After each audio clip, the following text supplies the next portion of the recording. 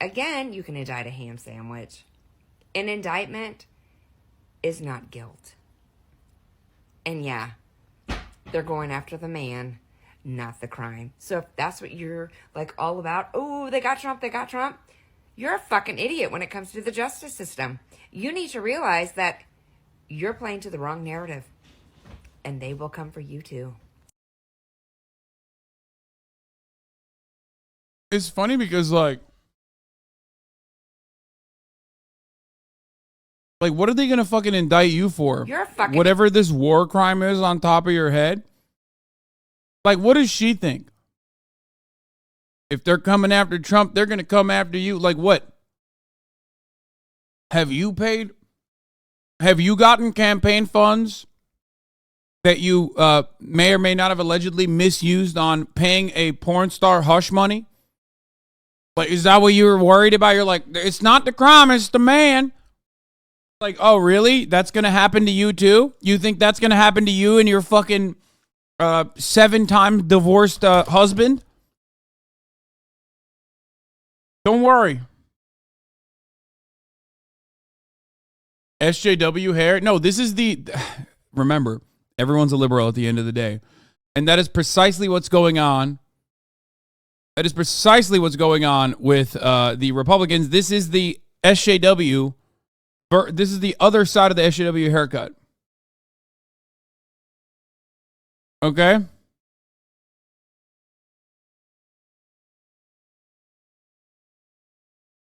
Anyway. What is this? Let's see what the... I can't imagine you ever saying, bring me some of This is the DOJ one. The boxes that we brought back from the White House. I'd like to look at them. Did you ever do that? I would have the right to do that. There's nothing wrong with it. But I know you. I don't think you would do it. Well, I don't have a lot of time, but I would have the right to do that. Right. I would do that. There'd be nothing wrong. Let me move on. Remember this. Yeah. This is the Presidential Records Act. I have the right to take stuff. Sounds like, please, dude, please, what the fuck's wrong with you? Let's move on, please, sir. I have a lot of time, but I would have the right to do that. Right. I would do that. There'd be nothing wrong. Let me move on. Remember this. Yeah. This is the Presidential Records Act. I have the right to take stuff. Do you know that they ended up paying Richard Nixon, I think, $18 million for what he had? They did the Presidential Records Act. I have the right to take stuff. I have the right to look at stuff. But they have the right to talk, and we have the right to talk. This would have all been worked out. All of a sudden, they raided Mar-a-Lago, viciously raided Mar-a-Lago. I have tape, and I gave them tapes. You know, I gave them tapes of storage areas. I gave it to them. I could have held that back. I wasn't holding anything back that I cared about.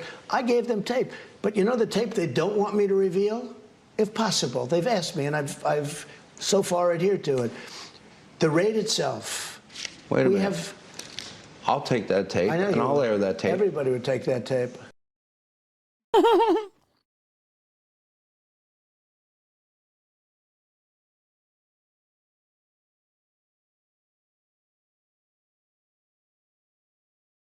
Sean Hannity trying to deflect away from Trump admitting to a possible crime and then being like, please give it to me. Wait a minute. I'll air the tape, sir.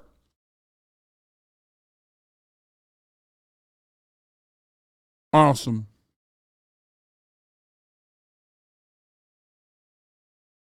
So yeah, this is the latest iteration of the Trump saga, but Trump is not the only important person in this story. What's also equally as important is how the American people got to the place that they got to. That's right. Vice has done yet another story on this.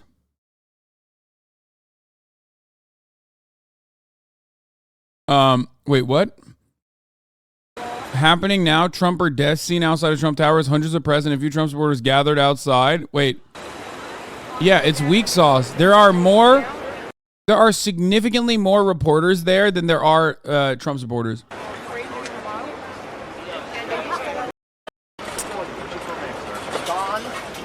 The indictment isn't really against Trump, it's against America.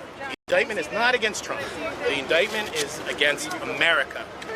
And against New Yorkers. The indictment is against New Yorkers because, as we know, New York City. New Yorkers love having sex with Stormy Daniels.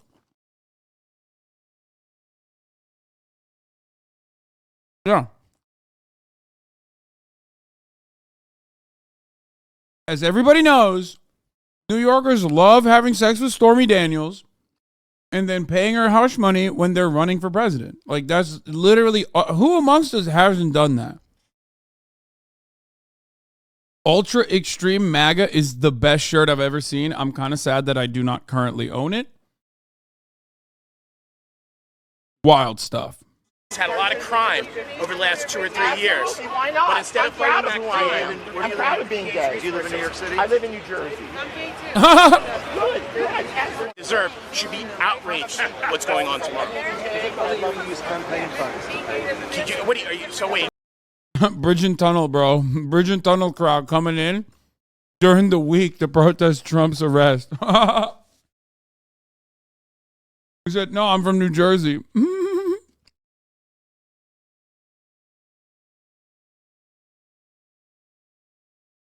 Are you debating me or are you a journalist? You're asking me, no, that's not a question. That's not a question. That's not a question. You're debating me. I don't debate journalists. Walk away. What's your message to Outbreak? Nobody's paying me. I wish I were getting paid. Nobody's paying me. Believe me. I love the man. I love this country. So gross.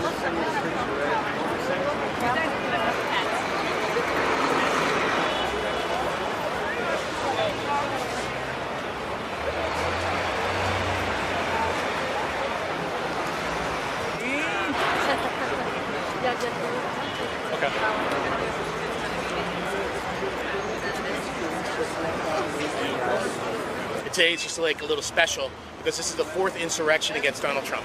Excuse me. You can't stay right there. Step back, please. Thank you. Thank you. I don't want you. Yeah, I'm just trying to. I'm happy to move.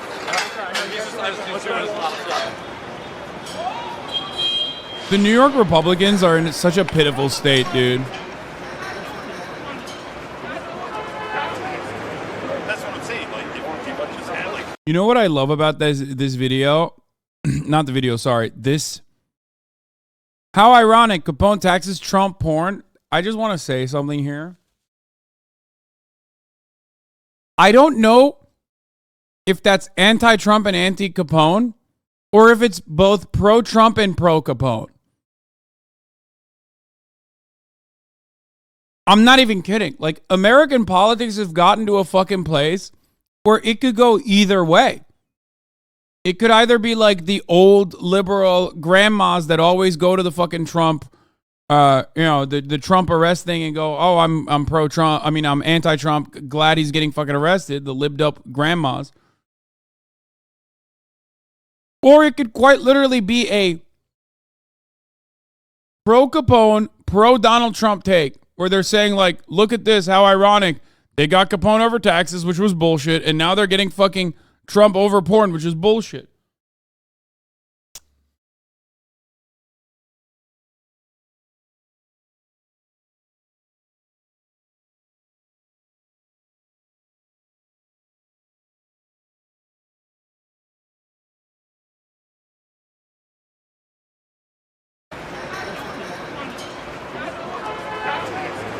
That's what I'm saying. Like, they won't keep up just handling 1 or 2 things. Yes, just be wearing it. But, you know what's so ironic about that? I also want to do a quick shout out to the NYPD.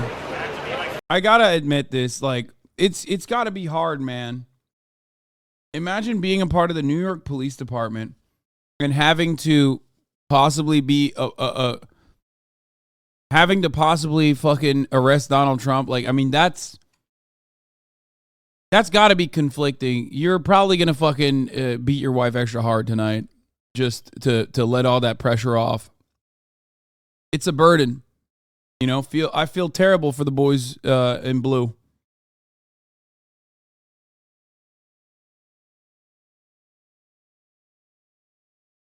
These guys are straight up like they're Trump fiends. You know what I mean? They love Trump.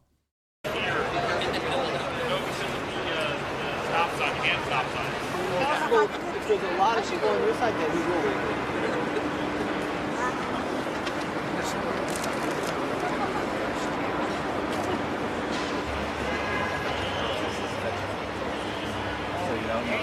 trust because even here, like, there's no real way that happens. Oh yeah.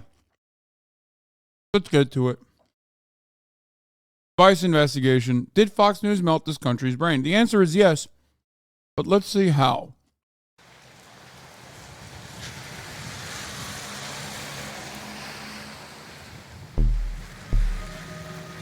And the fact that all machines can be hacked and manipulated makes the issue of hacking become... Oh, not this country. Sorry, this specific county. Facts. If hacking can take place in our elections, does my vote count? I don't think so. More than 2 years after Donald Trump lost the 2020 presidential election, people around the country are still freaking out over the idea that voting machines can't be trusted. When someone says, oh, just stick it in the machine and everything is perfect, we know it's not. Garbage in, garbage out. First thing we learn. We're in very rainy Shasta County, California. This is a red Trump voting part of pretty blue state. And this county actually just voted recently to get rid of their Dominion voting machines. The company at the center of all of this, Dominion Voting Systems, says there's a reason this happened. All the conspiracy theories about voting machines. The county voted to terminate the contract with the Dominion Voting Systems. Did you agree with that? Absolutely, I agree with that. 100%. Why? How am I supposed... This guy seems like a very normal guy. Very level-headed. Very level-headed, normal guy. I can't wait. I love when the guy leading the charge looks like he'd be in Resident Evil fucking 7. You know what I mean? He looks like he's got the Unabomber chic going. He's killing it.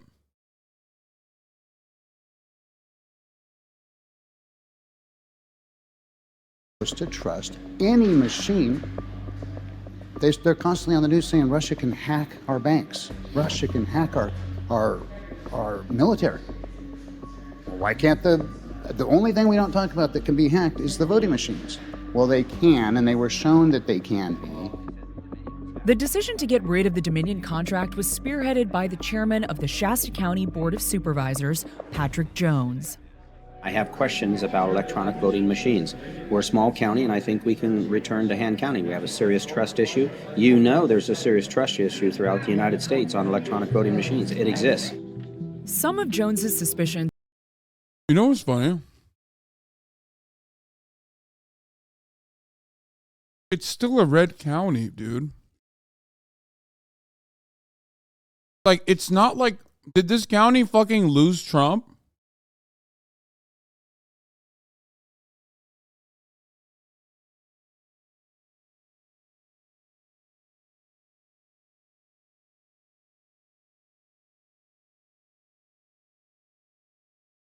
That's not the point. No, that's the entire point. What do you want to win extra hard? Like, I don't understand. Like, what's the... If the county with the fake voting machines, okay, supposedly that were hacked, still voted for Donald Trump, then what are you saying? Like, you changing it to hand counting balance is not going to change anything.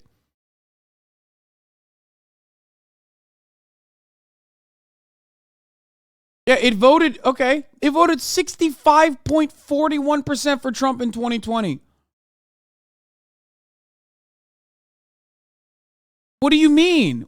So what's going to change? Is it going to be 65%? Did they hack it?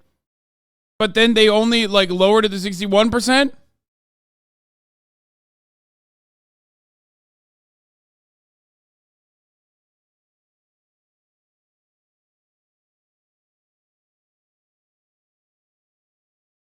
Let them do it so they have less stuff to complain about. I agree with you, though. No, there are actual fucking serious consequences to this.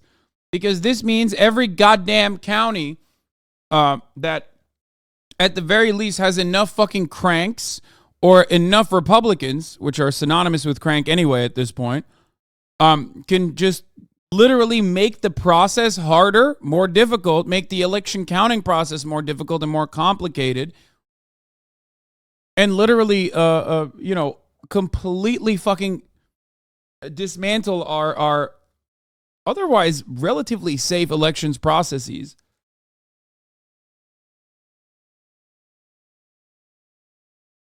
And that's probably what they're doing. They're going after like a small Republican county so they can hit like much larger places where Republicans control an overwhelmingly blue population. But because usually they're like, black and brown, poor, doesn't fucking matter. Or it's like paired up with a much, it's districted in a way where it's like, it's basically redistricted in a way where like the wealthy white Republican constituency ends up winning and putting more state legislature people to be able to take actions like this. It's at the heart of how the Republican Party operates and sidesteps Congress every step of the way.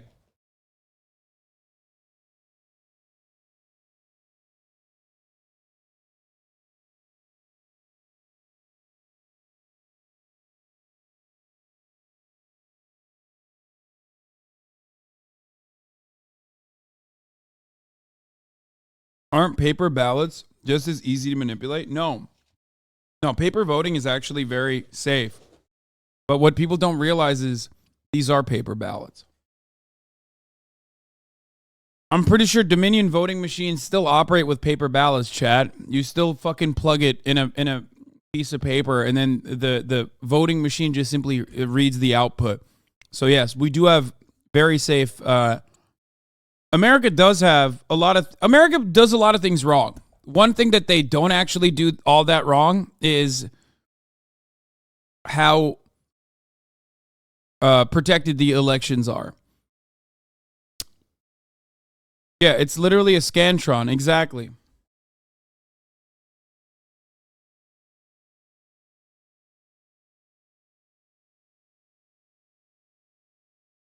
Is there anywhere that doesn't use paper? I don't know if that exists. Yes, Estonia, I'm pretty sure, does not use paper.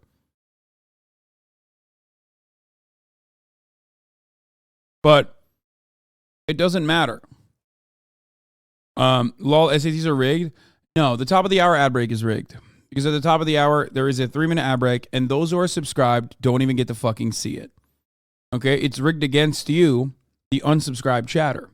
Now, if you want to change that reality for yourself, all you need to do is subscribe for $5 or for free with a Twitch Prime.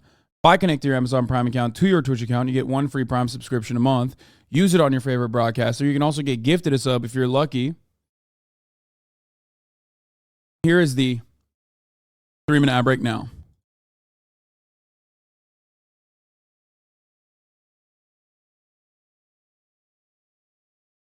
Are based on quotes from a Dominion employee that one of their machines in Michigan was hacked.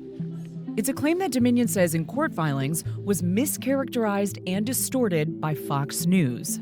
It sounds like this is your only sort of specific evidence that you have of Dominion. I didn't say that. Do you have other evidence of specific problems you have with Dominion systems? I specifically brought this forward with Dominion because that is the contract that we had. That is the contract that we eliminated. As an elected official, should you be able to present evidence, though, of why you're making decisions like that? Thank you, Revolution Ribbon and Very Confused MB. Very Confused MB for the 10 gifted subs, and Revolution Ribbon for the 5 gifted subs, allowing 15 people to no longer see the ads at the top of the hour. We have to approve a voting system for the residents of Shasta County. That's my job. And we're going to approve a system. And I would ask those companies to show me and prove to me that their systems cannot be hacked. So far, no one says they have to do that. So I'm not interested in your system. If you're not going to prove to me that you have enough securities in place to not be hacked. A spokesperson for Dominion told Vice News in response to the termination of the contract that, quote, "This is yet another example of how lies about Dominion have damaged our company." And for some Shasta residents, these lies seem to come from one place. If you owned a Lamborghini, right, and then Fox News told you can't trust your Lamborghini, would you trade your Lamborghini for a clown car? Then why are you going to do that to our voting systems? Like, we have something good already. And the whole basis of we shouldn't even be discussing this right now. This is ridiculous. This is based off.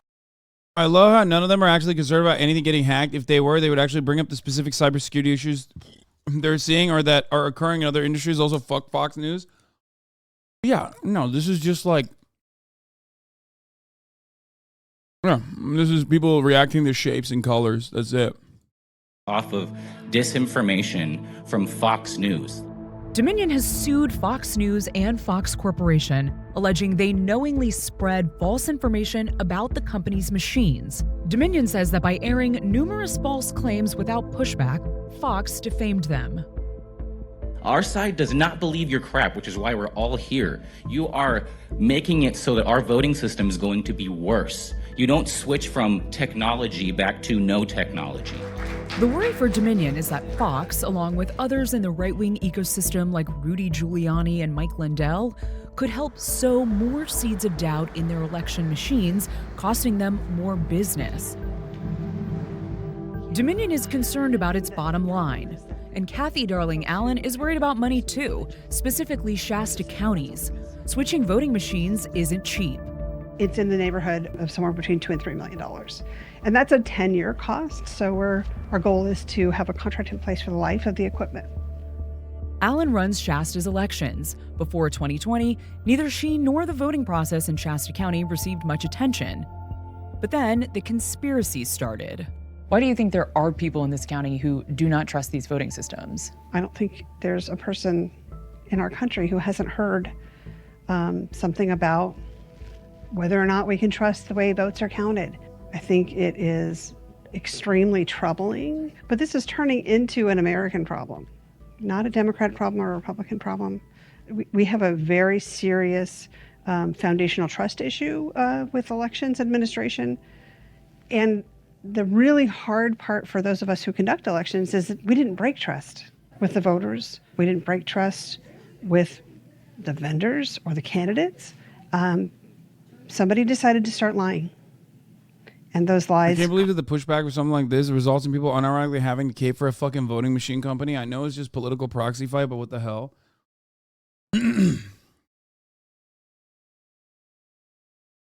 I don't know what to say about that. You're right.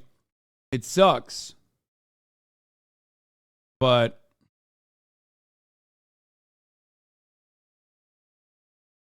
it's just like nothing in America is really a good, real, hard-fought political battle on material realities that pertain to how Americans exist in the world. You know what I mean? It's just, it sucks. There's not really much you can do about that. You know? What is I wonder what why is a balding injury gonna a balding injury? Why would that actually end up killing you? Okay, well, I'll free scroll. I'll look at that later. Caught fire. We are now being asked, how can you regain the trust of the voters? Well, I didn't break trust with the voters. So it's a little bit disingenuous of a conversation. I gotta pee again, goddamn. There's a lawsuit right now. Dominion Voting Systems is suing Fox News for more than $1 billion. Do you see that as a turning point for accountability in this country around elections and trusting elections that are administered on voting machines? It almost is like a new religion. Folks who believe that the 2020 election was stolen, regardless of proof or evidence that's presented to them. When I ask questions, I mean, they have an answer for everything, but that answer is never concrete. And there is never actual evidence that's presented because there is no actual evidence. Do you think that there are people in this community that saw some of what was said on that television channel and maybe don't want to vote on these machines right here because of that? It's entirely possible. I don't know. I mean, it's hard to say. Yeah. We're a very conservative county and majority Republican. We do this work because we want to serve our neighbors and we want to serve our community. And we believe fundamentally in the importance of the work. And to be told after doing that And after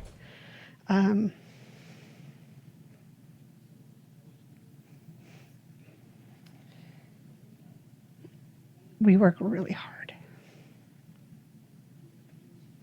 In no way It's Japan emotional did for you this to talk man about this this. dirty. Yeah, I'm sorry. It's not. I don't like to do this.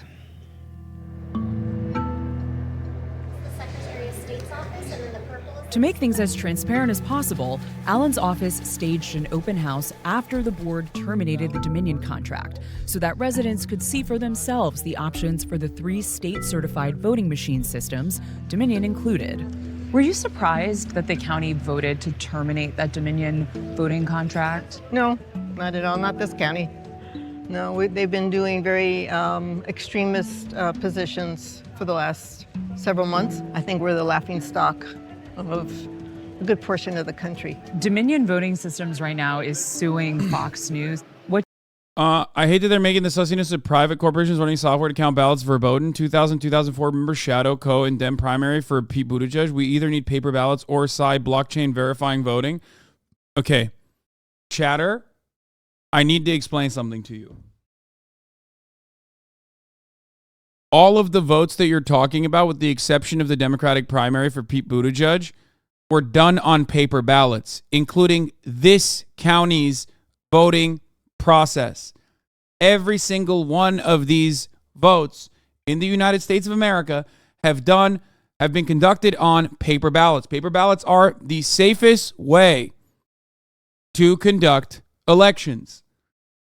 Okay? They are. This much is true. For those of you who don't know, that is true. This is the vote counting machine. It's like a Scantron that you fucking plug in it and it counts the results. Okay? What you want to change potentially is hand counting ballots, which also happens in these counties because they will oftentimes, well, maybe not in this county specifically because Trump won by 61%, but oftentimes if an election is close, they will do a recount. They will sometimes do a hand recount. I hate to disagree with you, but there are a lot of states that use electronic voting machines with no paper backups. I did not know this. I thought that all elections in America were done on the regular paper ballot. In California, it's done on a regular paper ballot. This is in California, isn't it?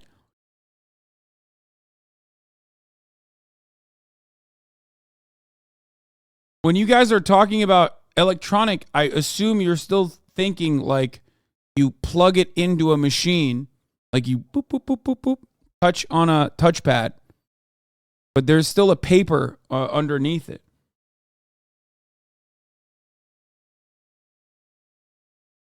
We use paper. If you click on a machine and it prints a paper ballot, you never see there's a paper trail, but the voter never sees it. Yeah. In places where you press a button, wait, let's see. American states that don't use paper ballots. Oh, there's only 5 states in the United States of America, at least in 2018, that does not actually have a paper ballot. It's Louisiana, Georgia, South Carolina, New Jersey, which is surprising, and Delaware. That's it. And I did not know this, for the record. I had no idea. It's very rare.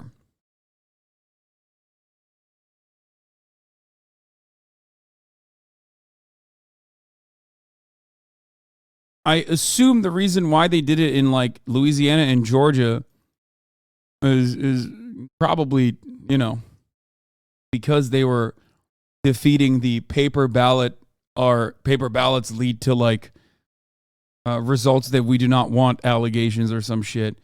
All of these states probably made these changes because they thought that this would make elections more secure, even though it makes them less secure. Deputy Majority Leader Reed Gusciora told Axios he plans to introduce a bill in the state assembly to back an election system that produces a paper trail of votes. Similar measure passed the legislature last year, but was never funded.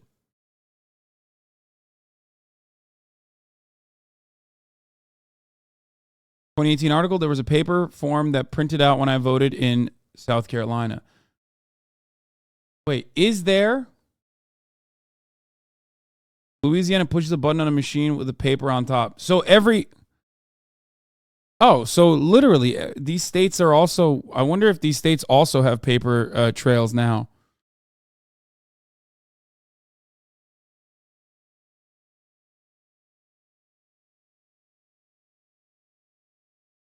Types of voting equipment: optical scan, paper ballot system, direct recording electronic systems. DRE employs computers that record votes directly into computer's memory. These interfaces may incorporate touchscreens, dials, or mechanical buttons. The voter's choices are stored by the computer on a cartridge or hard drive. Some DRE systems are also equipped with a voter-verified paper audit trail. Yeah, exactly. The direct recording electronic systems still have some level of paper trail. Ballot marking devices and systems, and this one is like, it just marks the ballot. You click on it or you press into it, and it basically still marks a paper ballot. It allows for the electronic presentation of a ballot, electronic selection of valid contest options, and the production of human-readable paper ballot, but does not make any other lasting record of the voter selections. Initially used primarily accommodate voters with disabilities, BMDs are used by all voters in some locations. So what we're looking for is a DRE system that doesn't have a paper trail, which I don't think there is any. Maybe I'm wrong. Maybe Michael from Pennsylvania will correct me on this.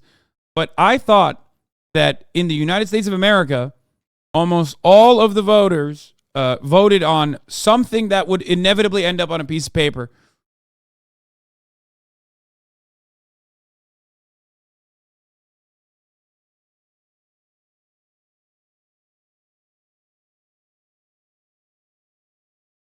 Having said that, Louisiana has DRE with no paper trail on this list. Okay, so with the exception of Louisiana, every other state has it? Like, Louisiana, DRE without VVPAT for all voters. Kansas has hand-marked paper ballots, BMDs, DREs with and without VVPAT. Voter verified paper audit trail printers.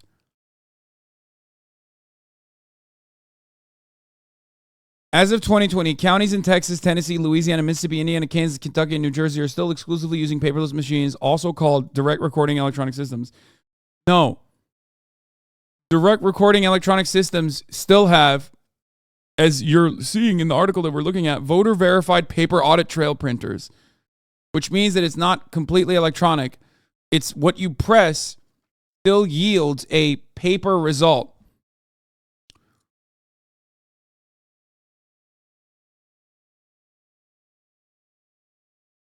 New Jersey has a paper you insert before voting. This has been a major reform effort, I believe specifically since COVID. There's been a big effort to use paper. I'm surprised that these reforms got this far. Okay, so, yeah.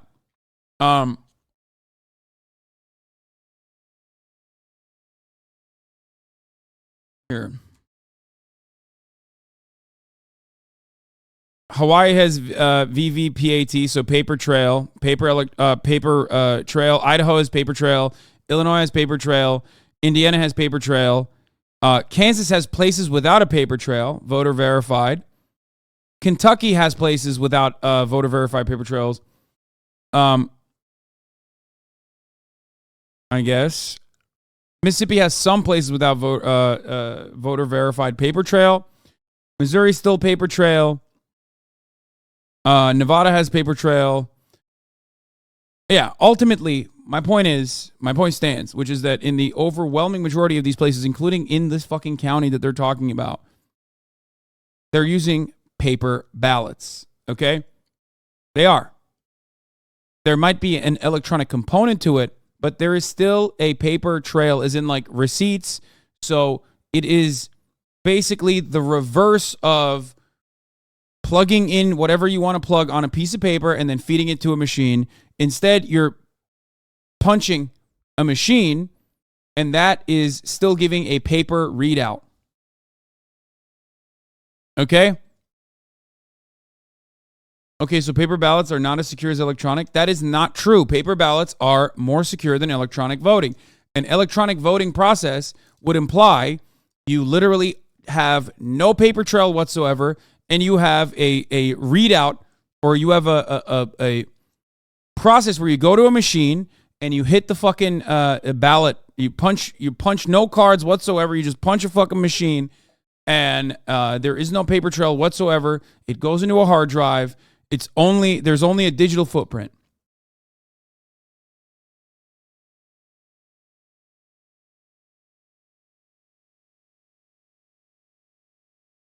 Ultimately, you cannot hack paper records. However, this does not mean that paper voting, paper ballots don't have issues. For example, the 2000 election comes to mind. Florida specifically had a litany of complications in the way that the paper ballots were read. This is why, famously, in the 2000 election, there was supposed to be a recount. But of course, George W. Bush's brother, Jeb Bush, Jeffrey Jebediah Bush, was the governor of Florida. He held it up. On top of that, this matter went to the Supreme Court, which also held it up, while simultaneously, the very same people, including Brett Kavanaugh, if I'm not remembering it incorrectly, I hope I'm not mistaken here, it was Brett Kavanaugh, I believe, and Roger Stone, basically went and created the Brooks Brothers riot, where they stopped a recount from happening, an actual recount from happening. They stole the 2000 election in Florida. Amy Coney Barrett, Brett Kavanaugh, Amy Coney Barrett, and John Roberts were all on Bush's legal team. Yeah. They successfully stopped the recount from happening in Florida.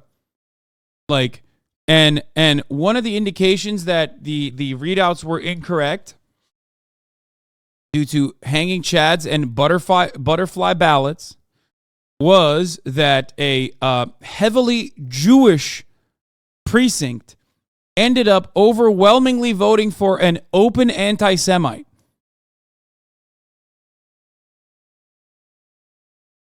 That's where people were like, wait a minute, what the fuck? This can't be correct. Because the way that the placards worked made it a misinput, basically.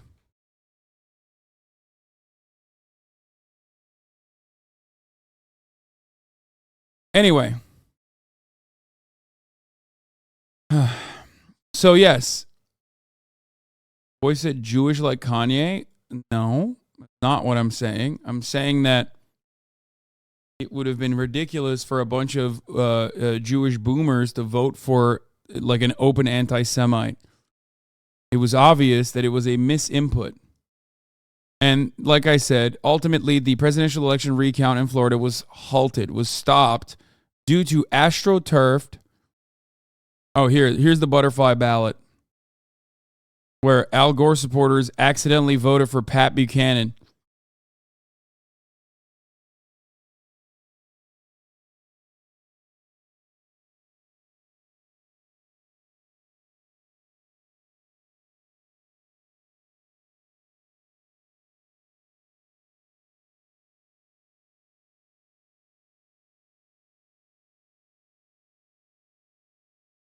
Anyway. So like I said, paper ballots also have issues. The reason why I brought that up. But it's still safer than having no paper trail. What do you make of that lawsuit?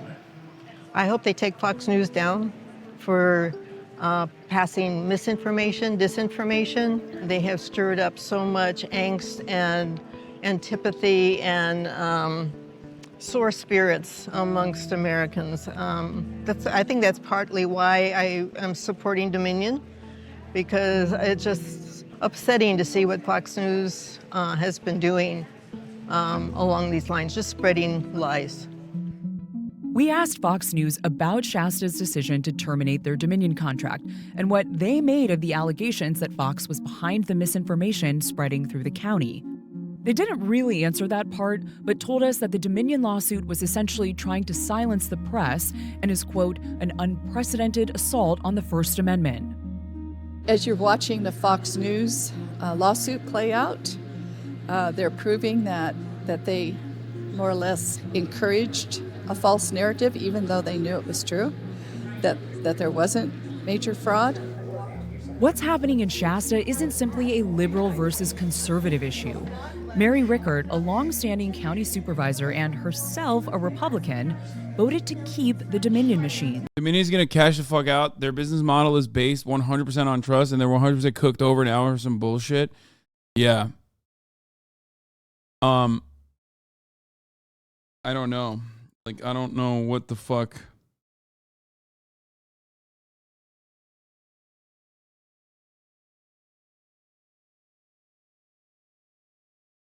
Paper ballots are very exploitable if you control all parts of the government and they don't give a fuck about your democracy. Supreme Court weighs on controversial election law case. Yeah, we covered it before. If adopted, it would give state legislatures the power to put in place all manner of election laws and rules without any review by the state courts. I think it's mind-boggling that, like, in the United States of America, there is no federal process on, like, election integrity, and that elections are streamlined across the board. It's fucking insane. I hate the notion that, like, each individual state should be its own fucking serfdom. It is truly some of the most backwards, dumb shit. There can't be a federal process because of the 9th and 10th Amendments. I don't care. I don't care. I don't know. Like, yeah, there can't be any. It's like, to me, it sounds identical to saying you can't have any sort of common sense gun control because of the Second Amendment. And to that I say, suck my cock.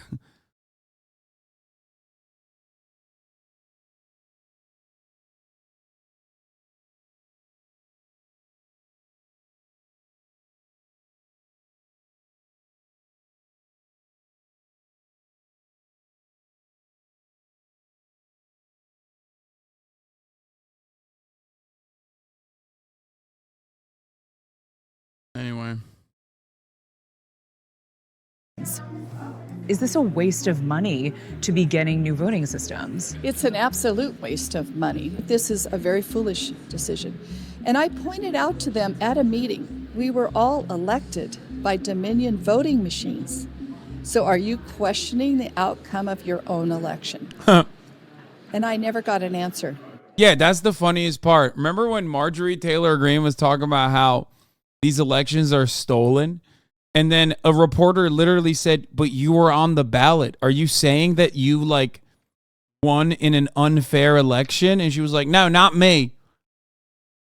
That's how stupid this is. That's how fucking, like, that's how stupid these people are. They're literally reacting like a bunch of animals. I don't know how else to describe it. They're like this county is a perfect example of this problem. Obviously, I gave you the long-term systemic consequences of taking action in this way, which could yield a litany of complications down the line for other places, especially places where there's, like, Republicans in power, but there's a overwhelming amount of Democratic voters potentially. But this county specifically is one that voted for Donald Trump overwhelmingly. And they're the ones who are changing the Dominion machines. And it's like, okay, but you won. Like, why wouldn't you lose? Wouldn't it be weird wouldn't it be more weird if you lost and then you made this argument? The misinformation around voting in Shasta County has left a town paranoid. Things have gotten personal, and people like Kathy Darling Allen are now the target of unfounded suspicions about how voting is handled. Kathy Darling cannot be trusted, period. She constantly just shows retaliation. If anybody questions her, what she's doing, what's going on in the building, and, she just does whatever she wants and starts doing things without even the board knowing. It's hard to feel sorry for folks who are given correct information and who choose not to believe it. I spent a lot of time in 2021 saying into the microphone, if you're on social media and something you read makes you instantly angry, check yourself. That is your red flag that this is probably some kind of manipulative, maybe not completely accurate information.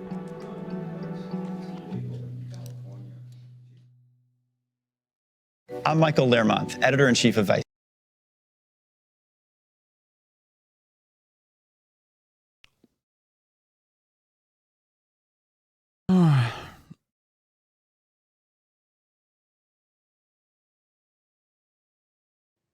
Let's talk about our queen. That's right. Step aside, Nancy Pelosi. There's a new queen in town. I'm, of course, talking about Marjorie Taylor Greene. A shining beacon of light. Perfect segue opportunity, really, from the previous conversation about how Americans' brains have melted. This is what happens when your brain never existed to begin with. Marjorie Taylor Greene was also an early advocate, a proponent for the elections being stolen, including the election ballot that she was on. So, I brought her up earlier. He was an advocate for finding the truth about the California wildfires that happened during wildfire season, but apparently, according to Marjorie Taylor Greene, it was Jewish space lasers and a litany of other insane things. Okay? But Marjorie Taylor Greene now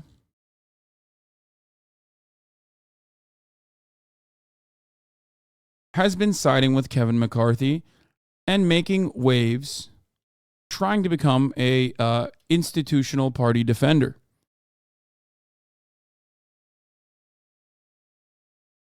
So, of course, for that reason, I suspect 60 Minutes decided to interview her.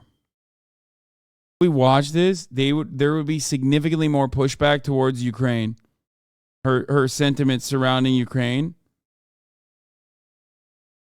than anything else. Where can we watch it? I don't know where we can get to it. I don't know where we can watch it.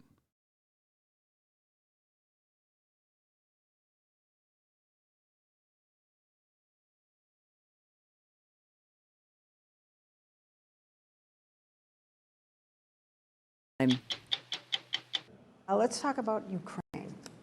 So you're opposed to giving weapons and aid to help Ukraine fight off the Russians.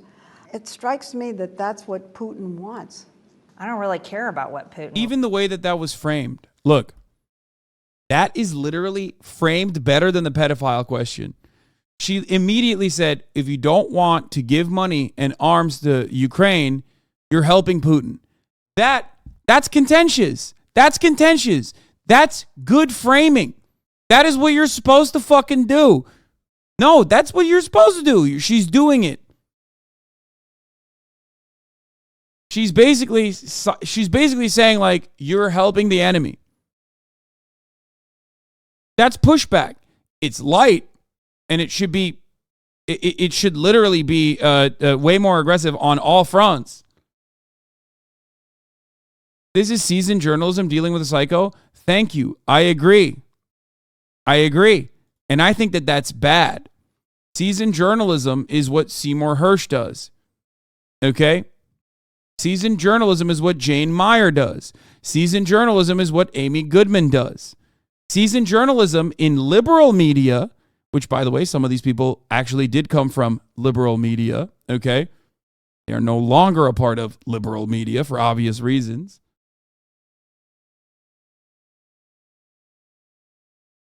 Seasoned journalism of this sort is exactly what's wrong with journalism in this country.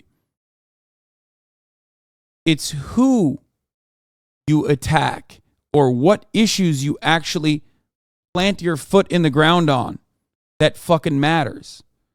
And when it comes down to it, Marjorie Taylor Greene's unhinged psychopathic sentiments are not worthy of like the – is this the full thing? I don't get it. What did you just send me? Oh, this is a 53-minute video. This is the full thing. The full Monty. Anyway, let's finish this one first. Once I voted for the first resolution to denounce Putin and Russia's invasion of Ukraine. What I have voted against is funding a war in Ukraine. The entire time I have been saying the United States needs to be pushing for peace in Ukraine, not funding a proxy war with Russia. We can't afford. Oh God, this is making her look reasonable too. God damn it. She's not reasonable. And the reality is that this is a trick. Noam Chomsky calls this out all the fucking time. This is a trick that pro-war American propagandists utilize to make themselves seem anti-war. You should be against war for humanitarian reasons. Okay? But these people are not anti-war. And they're certainly not anti-war for humanitarian reasons. They're anti this war. Okay? They're anti this war. What does that mean? They always will follow that up by saying, we need to do a war in Mexico instead. Why are we utilizing our resources on the war in Ukraine when we should be utilizing them on a better war? Okay? So never forget that. When someone says, this war is unacceptable, and then they follow it up by saying, we have better ways of utilizing our resources, and that doesn't pertain to like fixing America's infrastructure or anything like that, but instead pertains to other wars that we should be engaging in. Understand that you are talking to a war hawk. They just don't like the war in Ukraine. Afford another foreign war. If we withdraw our aid. Look, she's still doing pushback. Look at that. Look. Look. What did I tell you? Even before I watched it, I said, Leslie Stahl is going to fucking offer significantly more pushback on her takes on Ukraine than anything else. Look. Right now, then Russia will be right up on the Polish border. And that's a NATO country. And if they attack Poland, we'll have to come to their aid. I've looked. I cannot find anywhere where Putin says he wants to invade Poland. I'm asking if that doesn't worry you and that we'll be concerned to the point that almost will be attacked because we're a member of NATO. We are a member of NATO, and we have a treaty. Ukraine is not a NATO member nation, but look at us now. We are funding a proxy war in.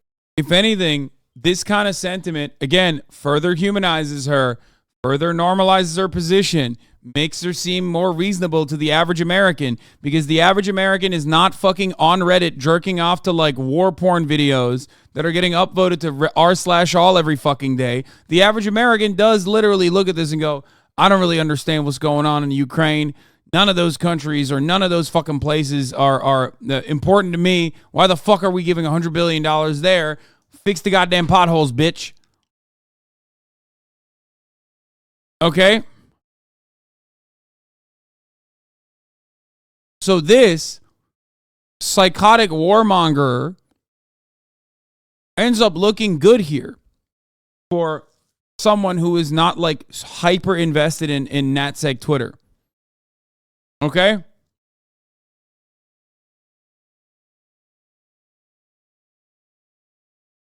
Azov's battle cry is thanks for the gold coin treasure. Like, no, the average American doesn't understand that shit either. Like, they don't give a fuck about, like, I don't know, Nazis fighting on either side of this fucking war that's happening in Ukraine. Okay? No one gives a fuck about that.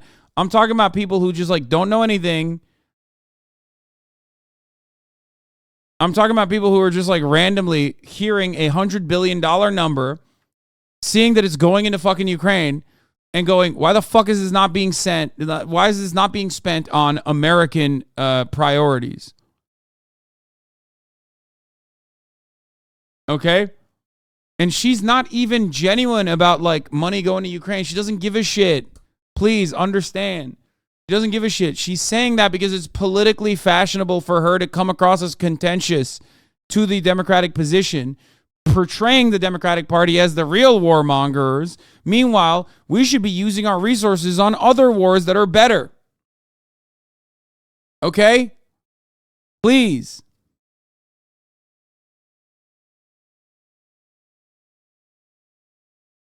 That's the reality. She comes across as solid to those people.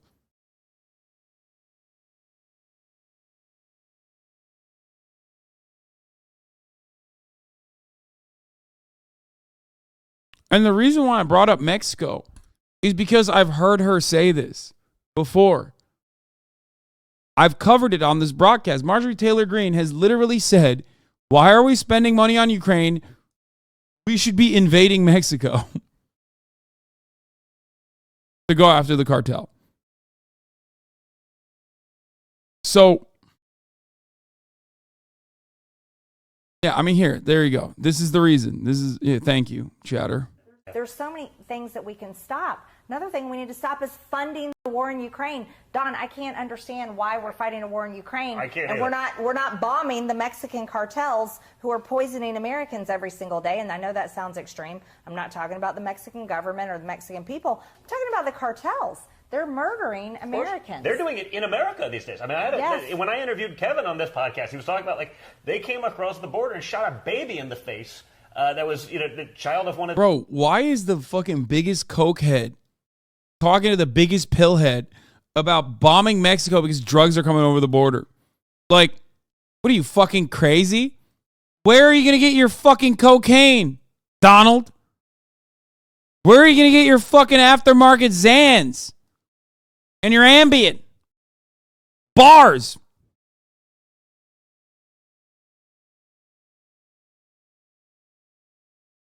These things up in California, and it's like, wait, the cartels are committing crimes on American soil, and we're just sitting back and like, oh, it's not. He's literally saying we should do what the cartels are doing on American soil by shooting babies in Mexico.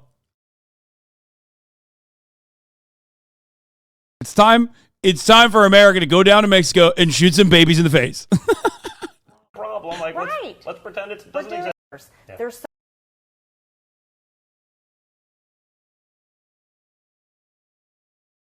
Anyway. In Ukraine with Russia. President Biden is committed, and he said he will go as far as he needs to go to defend Ukraine. And Ukraine is not a NATO member nation. So Russia is going in. Russia is fighting this war with Ukraine, not Poland. What about the argument that if we withdraw our money and our weaponry now, China will read that? Dude, this has been 2 minutes, and this has so far been 1 minute and 50 seconds of her offering. Again, remember where she's pushing back on how she's pushing back. Pedophile, all the entirety of the Democratic Party are pedophiles. I sleep. You say that you don't want to support the war in Ukraine. Look at what she's doing.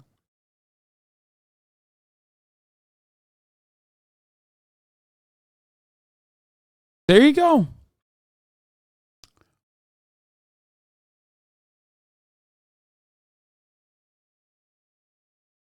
What is this?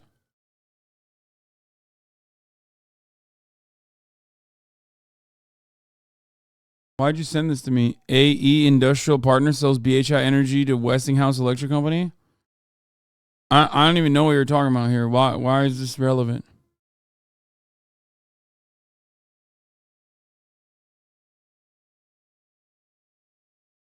Like, what's her relevance to Leslie Stahl?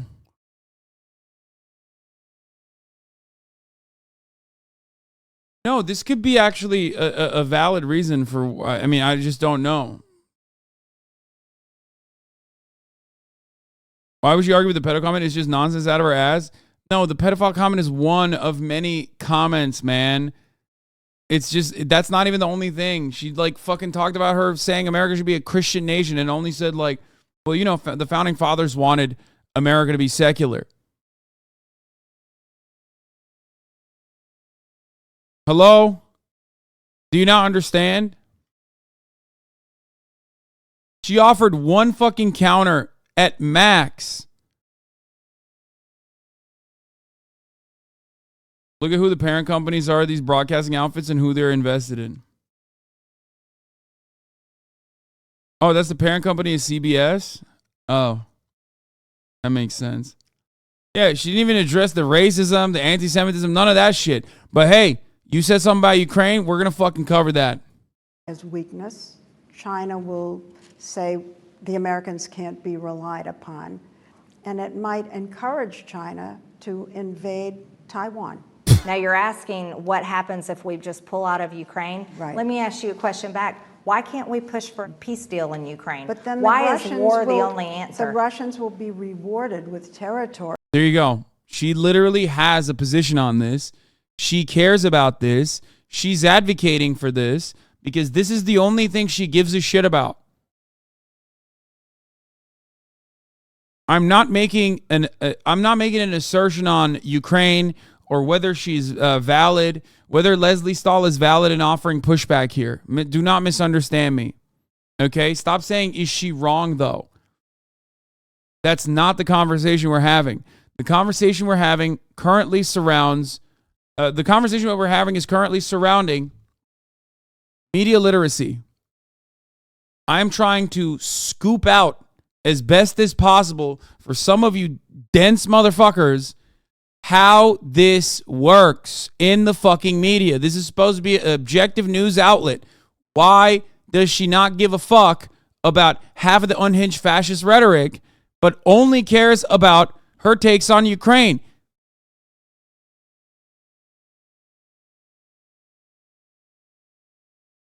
Not only that, but as far as my own personal point of view on this matter, if you want to talk about like what Leslie Stahl is saying here, okay, and how it, regardless of my own personal opinion on the matter, how it comes across to the average person that's watching this. This is the one area where she's like hitting on policy, and her fucking counter to it, like Marjorie Taylor Greene's counter to her perspective, unironically only looks good to you if you're already a major proponent to arming Ukraine, offering unlimited support to Ukraine, and thinking if you already have the assumption that like Russia will take over Ukraine and then Russia will attack Poland. Okay? But if you're not of that mindset, and many Americans are not, it's more of a 50-50 split than I think, in my opinion, regardless of how much mainstream media pushes for it. Okay? Regardless of that, she comes across to a broader audience than she normally would be able to market herself. She comes across as a normal person, a sane person in the situation.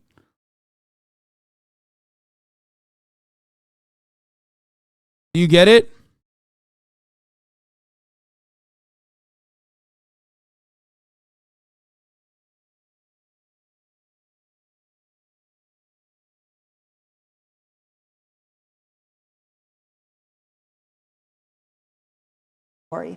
For invading a country. I'm sorry, Ukraine is not the 51st state of the United States. No, but is it right to let him attack another country that's not at war with them, and then you say just let them take what they've gotten so far? It's not about right and wrong, but let me say this, it's not about what's right and wrong in Ukraine, because we're the United States of America. Now she can posture from a patriotic sentiment, which will play well to not only her base of unhinged psychos, but also a broader majority of Americans. Again, it's hard for this community to recognize what she's saying is sane because you already have a position on the matter. Never forget that this community already, as it, because you're in here every day, nonstop consuming media, non-fucking stop, you already have a perspective. It's in some instances misguided, in my opinion, but it doesn't matter. You have a very hard-crafted position on this matter, okay? A lot of people don't have that. A lot of people just look at it and go, why the fuck are we giving Ukraine $100 billion? Okay? You either think that that's too much and that we should be pushing for peace, or you think it's not enough, or you think it's just right. And no, Ukraine needs to fucking purge the Russian orcs from its borders down to the last Ukrainian, right? If you have that mindset, you're going to agree with what Leslie Stahl is saying. But remember that a lot of people do not have that same sentiment. They do not represent the same values or believe in the same values that you do on this matter. So the only time she offers pushback, Marjorie Taylor Greene looks significantly more coherent, literally significantly more coherent. Why don't you destroy her arguments and make her look like a fucking baboon when you are talking about all the other shit? That way, you don't have to even defend the Ukraine stuff all that much. Okay?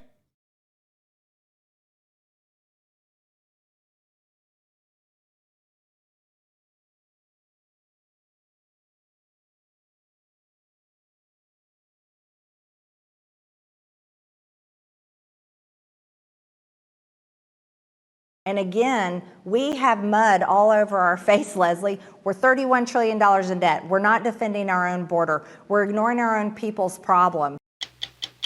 Right. How is that pro-war? Ukraine didn't start the war. Supplying a defender is a righteous thing. I know it is. You're right. Okay, listen. Russia started the war. Russia is responsible. I agree. Okay? I do not disagree with this. But when Marjorie Taylor Greene turns around and says, why can't we push for peace? And you come across by, you counter that by saying, well, peace is maybe not so good in this situation because what if Putin then goes into Poland? Or what if China goes into fucking Ukraine? Or what if China goes into Taiwan? All of a sudden, you're defending it with other hypotheticals when she's basically talking about something that might even be completely unrealistic. Okay? But the counter to that should be, no, we want peace too. That's what she said. Why are you saying Taiwan, Lamau? That's literally what she said. She said, what if China goes into Taiwan?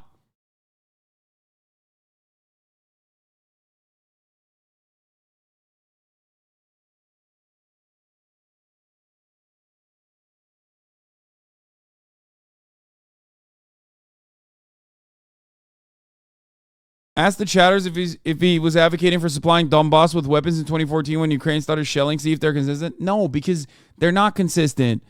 They already made up the fucking part in their heads. If they knew enough about it, then they would say, well, technically it was Russia that started the proxy war in Donbass and LPR and DPR by sending the Green men, sending like special ops people. They mostly don't even fucking know. They don't care. They're just like repeating shit that they heard on MSNBC, and it doesn't even fucking matter. Okay? It doesn't matter. None of that matters.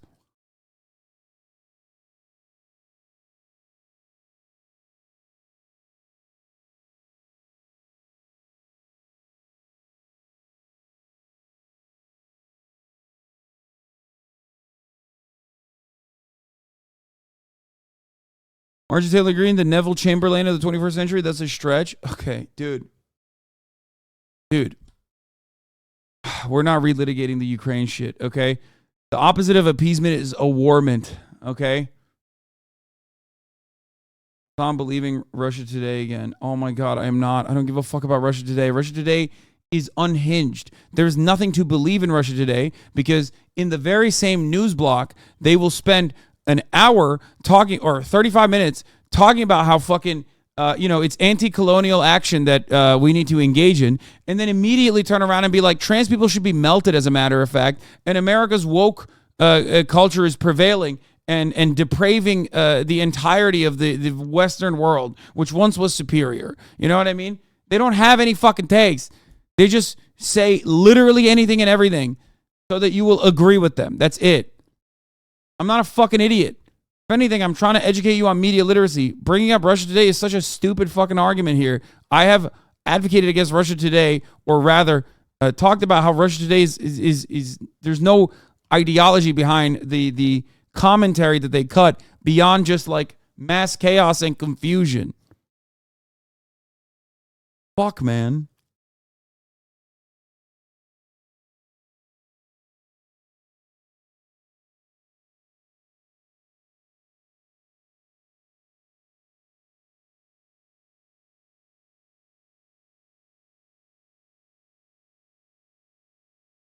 Turkish media is also insane when it comes to Ukraine. They made documentaries about how Ukraine has secret biolabs and shit.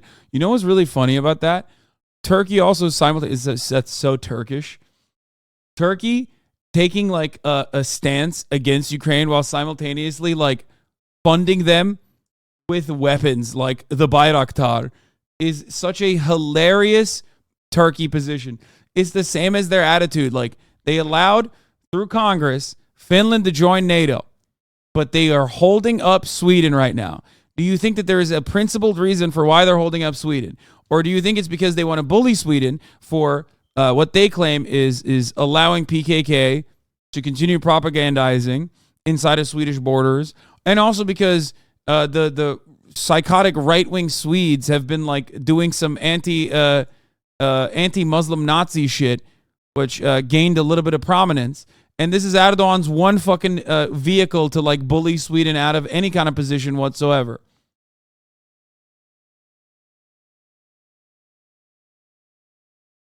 That's it. Finland and Sweden are supposed to be a dual package for NATO. And yet Turkey refuses to allow Sweden into NATO.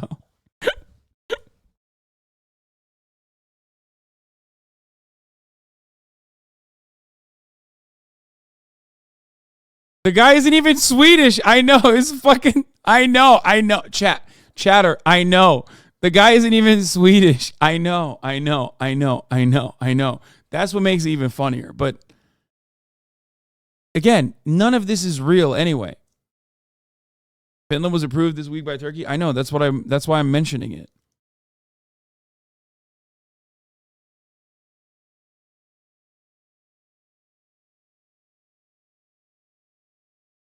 Hungary allowed Finland in as well.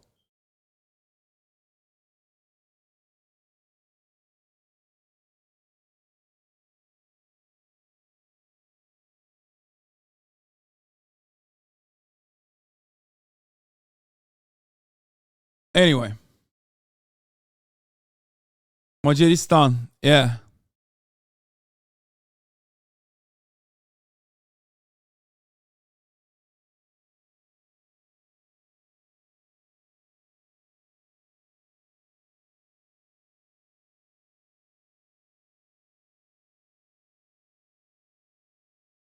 Okay.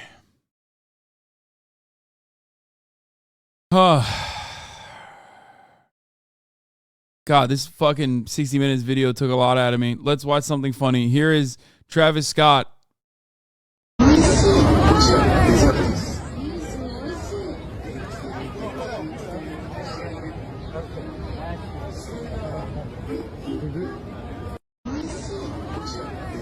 I think he was just taking a photo, right?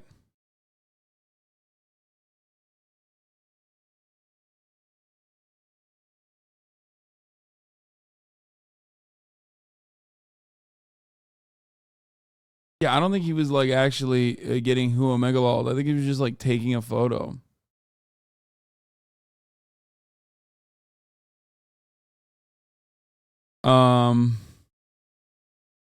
Okay.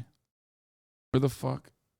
All right, we did the Marjorie Titan Greene 60 Minutes interview. That shit sucked. Wait, where the fuck is the playlist? Did I lose it? Does anyone have the playlist? I lost the playlist.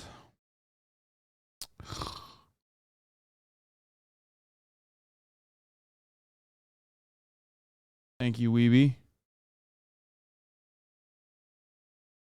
All right. At least 32 have died as tornadoes sweep through the heartland. Now to the heartland. Before we move on to the Zaza portion of the conversation, we're going to do the AOC Zaza broadcast. Hold on. I got to pee real quick. In hard-hit Wynne, Arkansas. Good morning, Victor.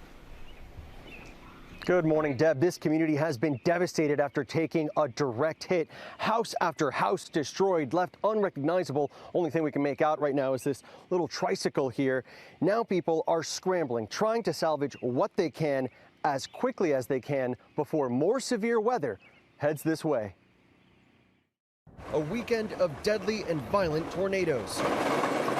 59 confirmed tornadoes so far, stretching across 11 states since Friday, claiming at least 32 lives.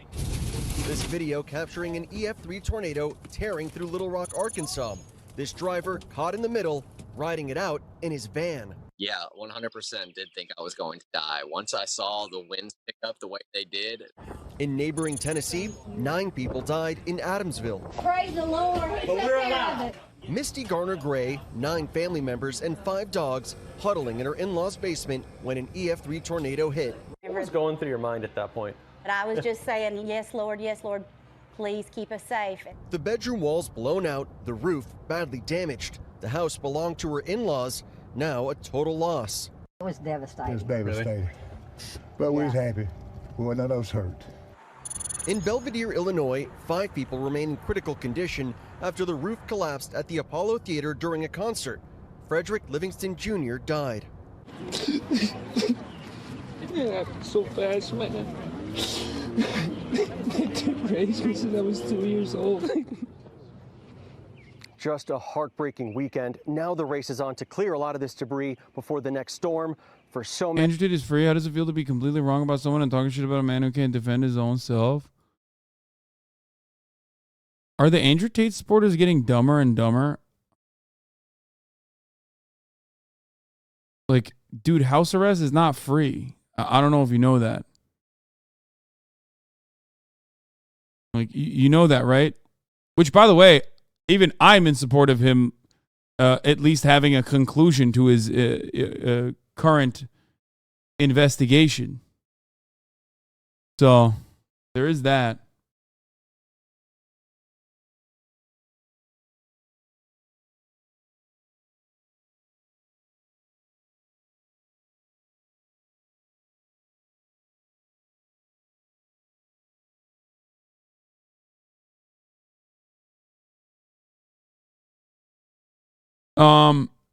The Zaza conversation is important to have. So Joe Biden hates black people. Real Nico House, who is like a Jimmy Dore supporter crank who claims to be a leftist but not really, isn't really an anti-capitalist at all or a leftist at all, said to AOC, but you vote to send money to Nazis and fund the Israeli apartheid. But hey, at least you stood up to a TikTok star, which, by the way, weird because like there is truth to what he's saying here. Anyway, what is he? Did he say anything? Did Dylan respond? Oh, he got banned. Oops. Sorry, Dylan.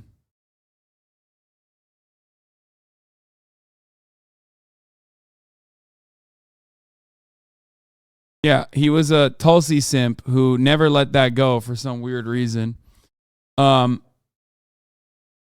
He's one of those like fucking weirdo grifters. Anyway, he said, yo, AOC has burned accounts. I responded to one of her posts reminding her that she sends money to Nazis and some random account responded to me speaking in first person as if I attacked them. Then that same person deleted the tweets.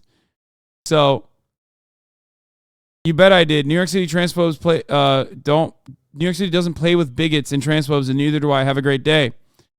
He said, but you vote to send money to Nazis and fund the Israeli apartheid. But hey, at least you stood up to a TikTok star.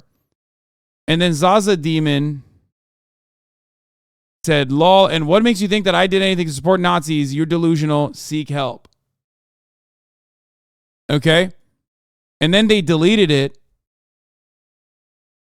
And he went, oh, I found AOC's burner account. I responded to one of her posts reminding her that she sends money to Nazis and some random account responded to me speaking in the first person.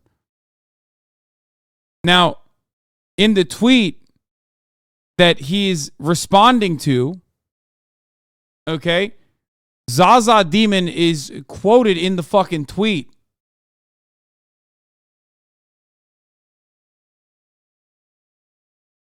Zaza Demon is also a HasanAbi head. Because I immediately looked up who this person was when I saw it popping off. Oh, sorry. This person replied to Zaza Demon. Because I think what happened is like he retweeted it or something. And sometimes when someone retweets something and you respond to it,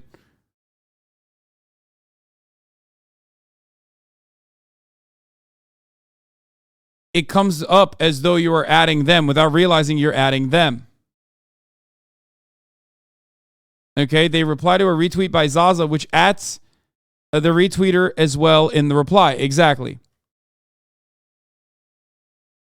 For those of you who don't know, Zaza is not a cute way to say Alexandria.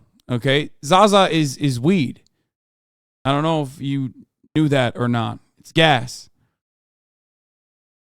So just remember that. So because he was added in here, because he was added due to his retweet being something that this fucking idiot responded to, he thought that he was being called in the question for no fucking reason. And he jumped up and said, "Oh, I found AOC's burner." But this motherfucker is going to be acting like he cracked the Da Vinci Code for the next 6 months. Also, his logic doesn't even make sense. Lamau, if she was using a burner account, she wouldn't get a notification that you replied to her main unless she switched back to her profile. Oh, yeah? Then why is the account deleted? Man, if I had 1,000 people harassing my no-followers account, I would fucking delete it too. Use what little brains you have. Please. I thought if I clearly explained why it makes sense that account replied in that way, that people would realize how silly they're being. But then I remember this group of people watch Jimmy Dore and drink himself to death and worship him like an infallible god. Okay. The funniest thing about this is that this guy is beefing with AOC and she probably has no idea what's going on. Yes. Now, the hilarious part about this is I looked through Zaza Demon's tweets as soon as I saw the original fucking call-out post. And I hope that that's AOC's fucking burner account.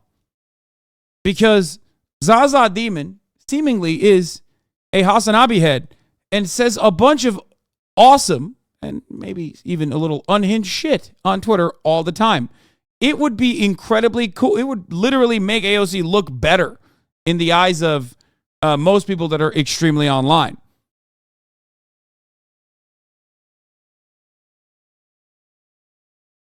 Okay?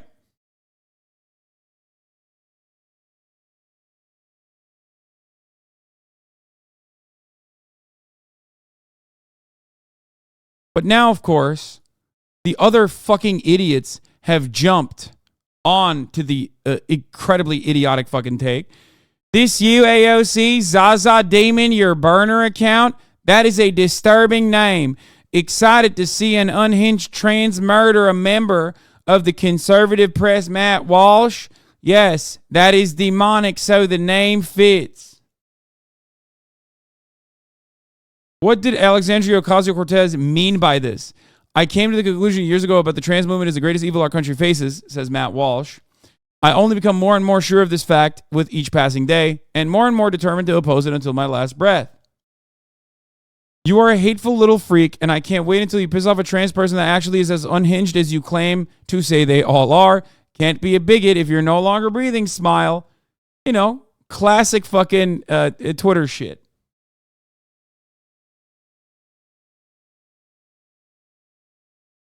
The idea that you think this is AOC is fucking hilarious.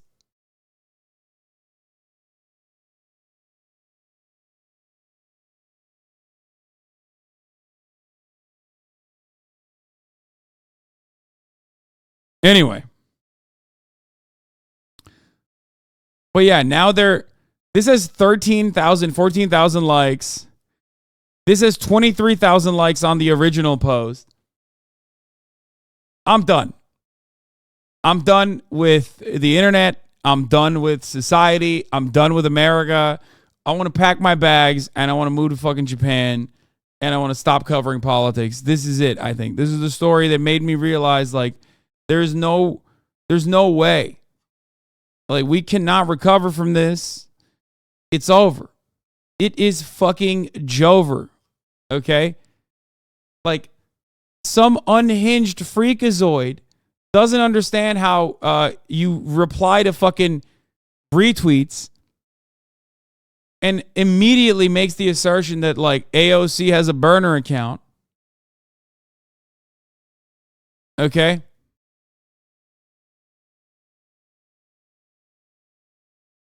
And then everybody jumps on it and is like taking it for granted, claiming that it is 100% undeniably true.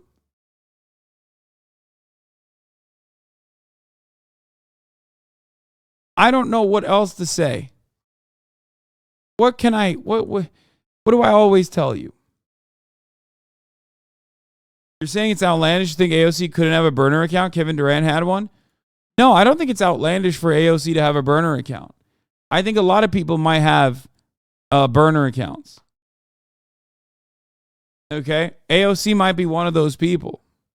Absolutely. I just don't think it's a fucking weeb anime Zaza demon burner account that's telling Matt Walsh to, kiss himself.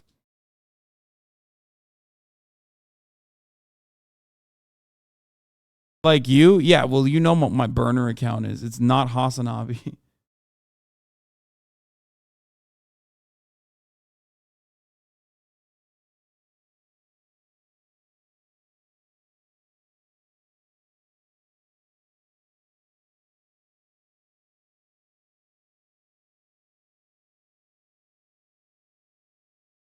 But again, like nothing that Zaza Demon said was indefensible, which makes it even funnier because these guys are just like hyped up without even looking at what Zaza Demon has said. Okay? Without even looking at what Zaza Demon has said, HasanAbi. They're just like excited at the prospect of her having an alt account. When it clearly isn't. Their last tweet was making fun of this shit. Yeah, I know, I saw. Wow, the schizophrenic Twitter guy cracked the code. Yes, I'm AOC, whatever. Oh, I'm in your walls.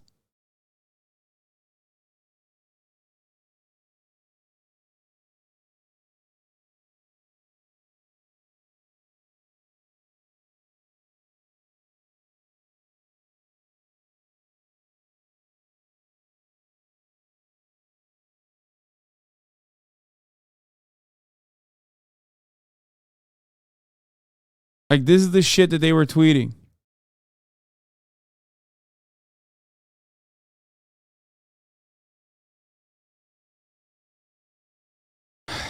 Do I think Zaza Demon is an extremely online HasanAbi head who also like watches a lot of BreadTube shit?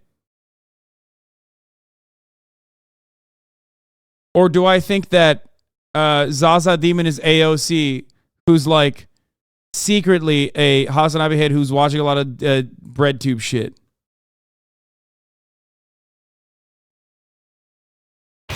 You figure it out.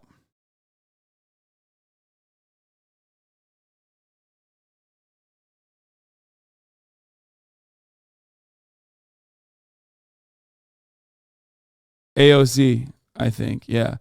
Oh, speaking of Elon Musk's idiotic fucking Twitter, Elon Musk changed the Twitter avatar to Doge today, face of Dogecoin. And you might be wondering why that happened. Well, maybe this has something to do with that. Elon Musk seeks to end the $258 billion Dogecoin lawsuit. This is from Reuters.com.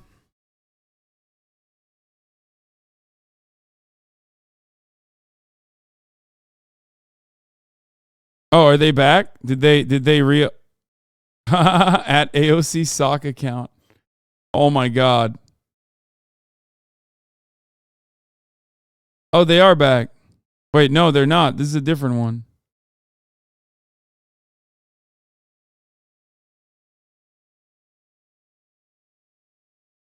Or is it the same one? Yeah, it's a fake one, right? No. It's got to be a different account. What is it like being a congresswoman, you ask? The job is pretty cush, if you know what I mean.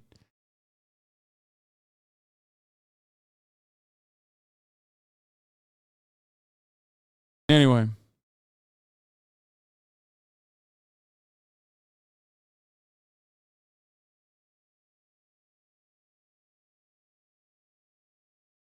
Okay, the ad's different. Yeah, it's not the same person. Okay. Yeah, this is the OG one, but he's oh wait, he's back. I thought he deleted his account or something.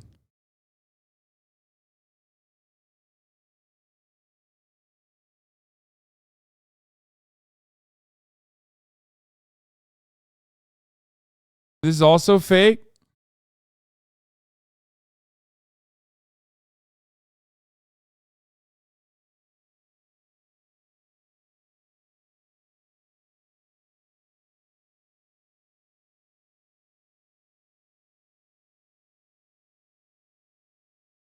Anyway.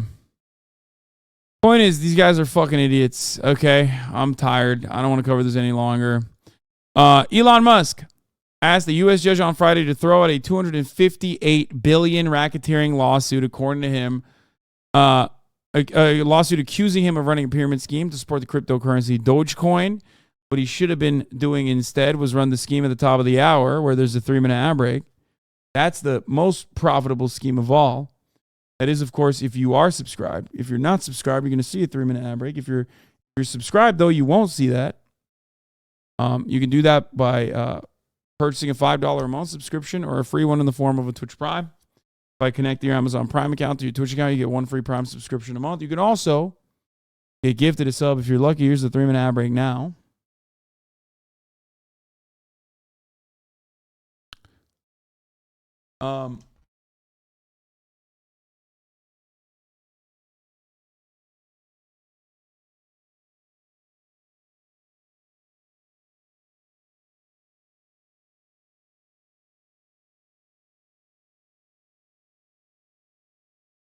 Why do I get the feeling Dogecoin was added so that when you search Elon and Doge, the story of his racketeering lawsuit will be buried?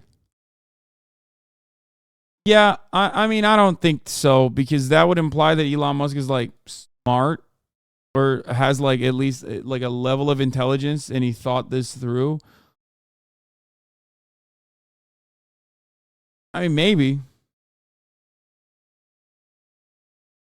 I think he thought that it was like funny because he's like memeing.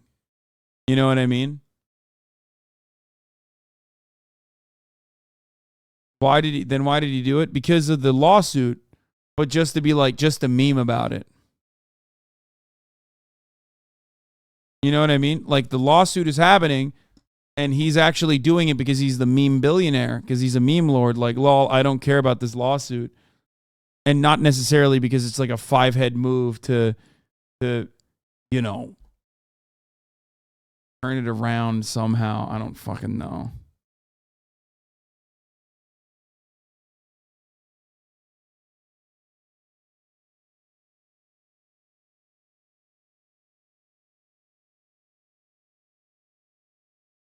Anyway.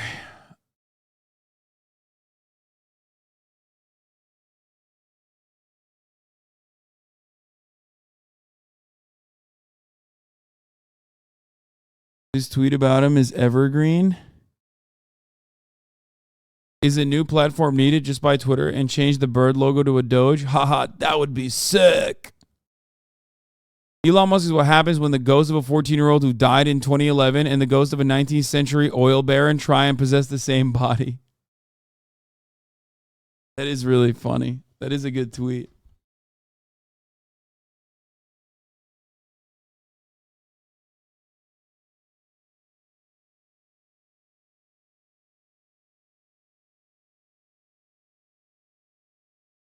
That would be sick if I did that.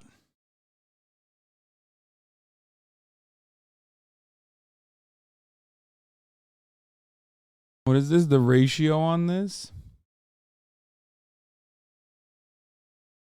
After watching the NCAA basketball championship from the stands, Joe Biden says she wants Caitlin Clark in Iowa to join the victorious LSU at the White House. Wait, what? That's crazy that she said that. What the fuck? Bro, this country is so unhinged, dog. Like, I didn't even cover that. Bro, white people are wild. Actually, there is a sense of solidarity that like the American whites feel sometimes. Like it is kind of crazy.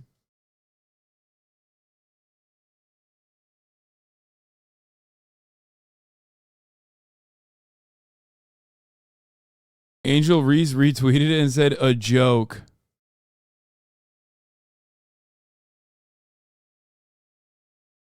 It went from all lives matter to now all lives win.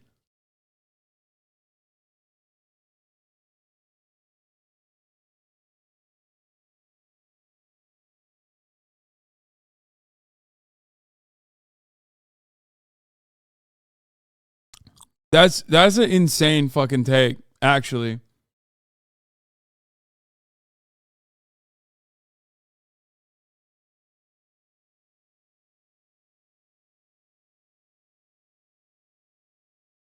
Okay, we'll do the basketball drama in a second. Yes, I know. Did I use Twitch streamer Hassan Pikers and he sees the right about how One Piece is socialist? Absolutely. I know this article exists. It's literally on one of the tabs. We're going to cover it.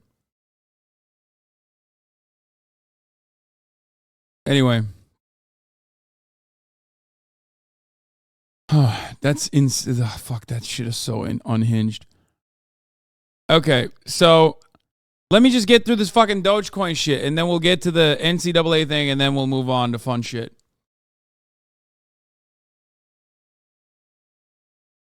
There's nothing unlawful about tweeting words of support for or funny pictures about a legitimate cryptocurrency that continues to hold a market cap of nearly $10 billion, Musk lawyers said. This court should put a stop to plaintiff's fantasy and dismiss the complaint. In an evening filing in Manhattan federal court, lawyers for Musk and his electric car company called the lawsuit by Dogecoin investors a fanciful work of fiction over Musk's innocuous and often silly tweets about Dogecoin. The lawyers said the investors never explained how Musk intended to defraud anyone or what risks he concealed, and that his statements about Dogecoin rules or no highs, no lows, only Doge were too vague to support a fraud claim. In a footnote, the lawyers also rejected the investors' claim that Dogecoin qualified as a security. Of course they did that. Investors accused Musk, the world's second richest person according to Forbes, of deliberately driving up Dogecoin's price more than 36,000% over the 2 years and then letting it crash. I hate these fucking stories, man. I hate it. They said this generated billions of dollars of profit at other Dogecoin investors' expense, even as Musk knew the currency lacked intrinsic value. I hate this shit so much. Because while there is validity to this argument, that like Elon Musk absolutely fucking, promoted Dogecoin. I hate that these are the idiots that are like, oh, we got duped into buying Dogecoin because Elon Musk duped us. And it's not even a regulated security. Like, so we bought this dumb shit after Elon pumped it. I hate it.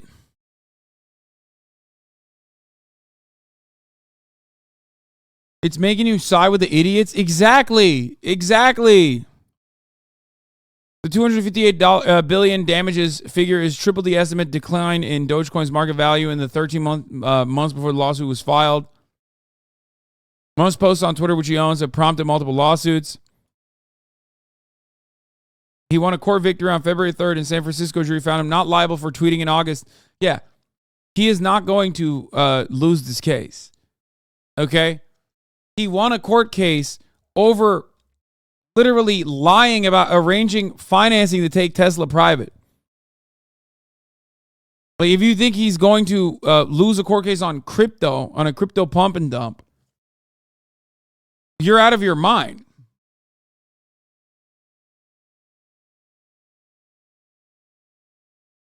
So That's why I think he's just posting this to fuck around and be like, yeah, okay. And not because he's trying to hide that he's like, he has another lawsuit. Do you get it?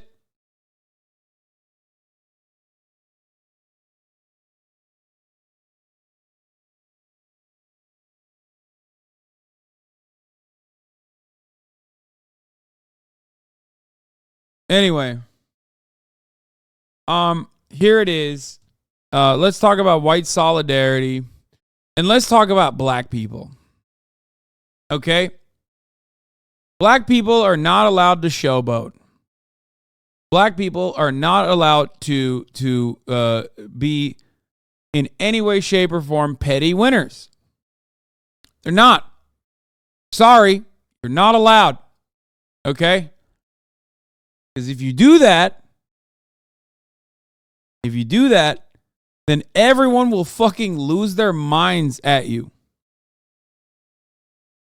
Except LeBron. Bitch, LeBron is a perfect example of this. That's why I sometimes jokingly say a lot of hatred towards LeBron comes from racism, but also like low key. Let's not bring up LeBron, okay?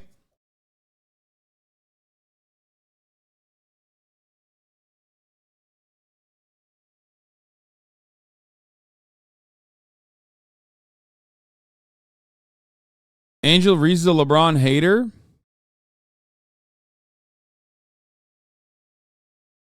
Okay. What is this? Facts. Love to see it. Angel Reese, all the haters after winning the national championship. Yeah, well, guess what?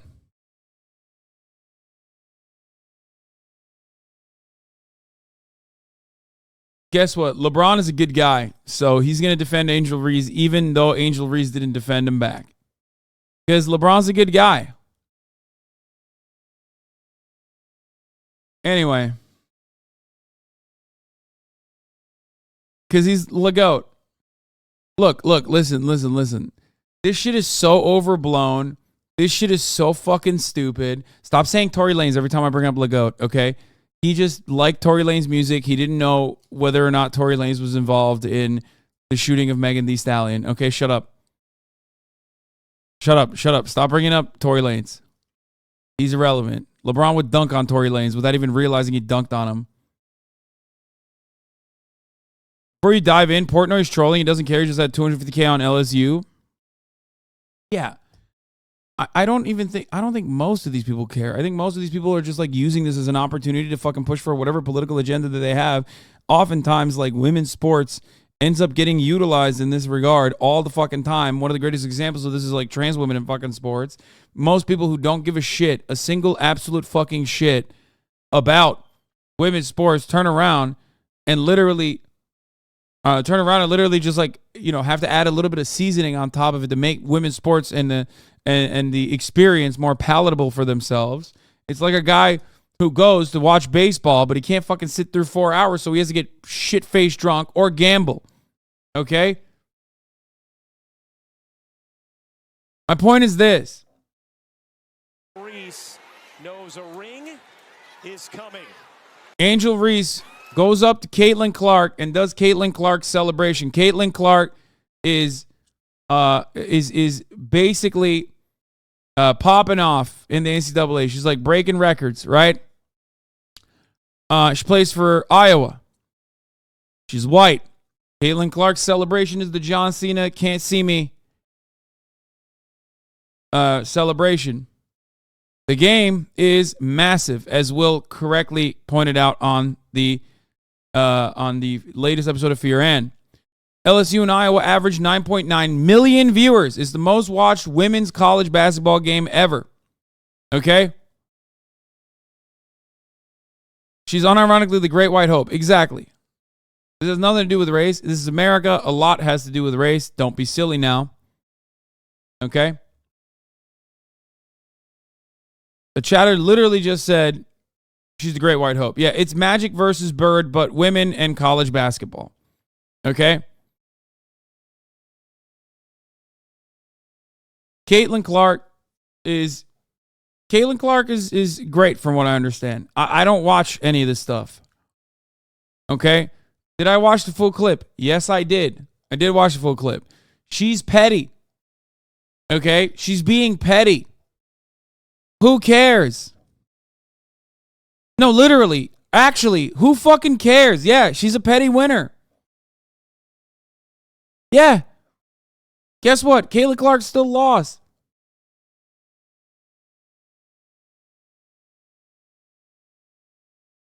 She's doing TV magic, and I am in favor of athletes behaving this way. I'm in favor of athletes. No, it's not petty. No, it is. It is. No, if she just did it like this in front of her one time, that'd be one thing. She literally chased her around a little bit. Okay?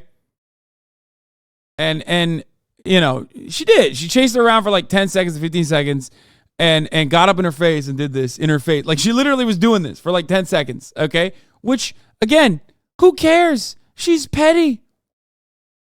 Yeah, she literally went up to taunt her in the fucking face.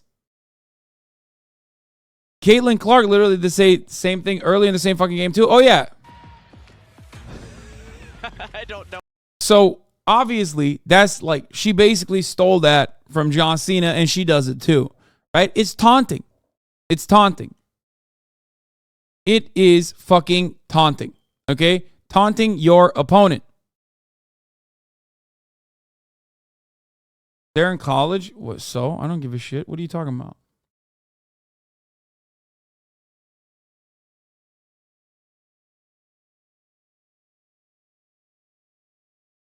This is what brings people to watch WNBA. I see this as an absolute win. Yeah, this kind of shit makes it more entertaining. Okay? Oh, it's not from the same game? It doesn't matter. This is literally... I don't know what that means. This is literally just like her thing that she's doing. Okay? She's taunting.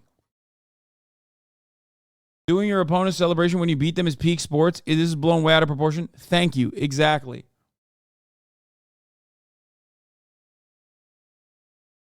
I don't understand, or you should, being from Iowa, you should see that the shit I see on Facebook, so much casual racism. Yeah. People are arguing Caitlyn did it in general to no one, but Angel did it directly to Caitlyn. Yeah, there's no argument here. There is no argument here. It is so fucking stupid. She was being a petty winner. Okay? The people that are like, this is unsportsmanlike, are fucking stupid. I'm sorry. Yes, it is. It's what makes sports fun. That's it. I'm willing to bet that you would probably find all these fucking annoying shit libs celebrating it when someone else is doing it. If you search their fucking timeline, like I'm not going to do it myself. You guys can do it if you want. I saw the clip. She goes on for a long ass time. It's petty as fuck. I don't care.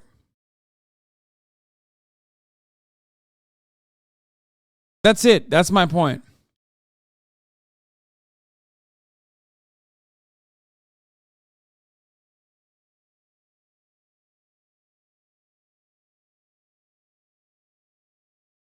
They're both petty. You only call Angel petty, but not Caitlyn. That's bullshit. No, I think that having like a taunting thing, like taunting people is fine. If Angel Reese only did this one time to her and walked away, I wouldn't even consider that to be petty. The only reason why I say it's petty is because she like chased her around. That's the only reason that I think it's petty. So make no mistake. I love taunting. I love touchdown celebrations. I love that shit. I think it makes sports more entertaining. I think it makes sports more watchable. There's like an additional character to it. There's additional story to it. Okay? The only reason why I'm saying that it's considered petty, at least, which even though I don't give a fuck, like, yeah, who cares? Yeah, she was talking shit. She has every right to do so. The only reason why I'm saying it's like, you know, different, a little bit more different at least, or a little bit more petty than completely inoffensive, is because she was running around chasing her. That's it. While doing it. knows a ring is coming. Yeah. Kobe, Michael Jordan, they all taunted their opponents. Michael Jordan especially is such a piece of shit. Like, he would do so much fucked up shit. It was psychological warfare, and everybody fucking loves him for it. Okay? Like, way worse than this. What Michael Jordan did to his teammates is fucking worse than what she's doing to the people that she defeated. Okay?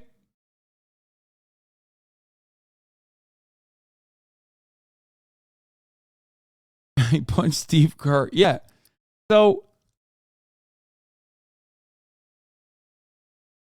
let's dispel with the notion that this is John Cena's thing. It was invented by Tony Yayo. Okay, my bad. I don't know enough. But yeah. Taunting is a good thing. Okay? Players being able to express themselves in this regard, as long as they don't go overboard, is a good thing. Okay? Also, Caitlyn outplayed her. Angel was carried by her teammates. More of an Angel embarrassing herself than all this classes bullshit everyone's pushing. I don't even know what the fucking stats are. And I don't care. Okay? That's it.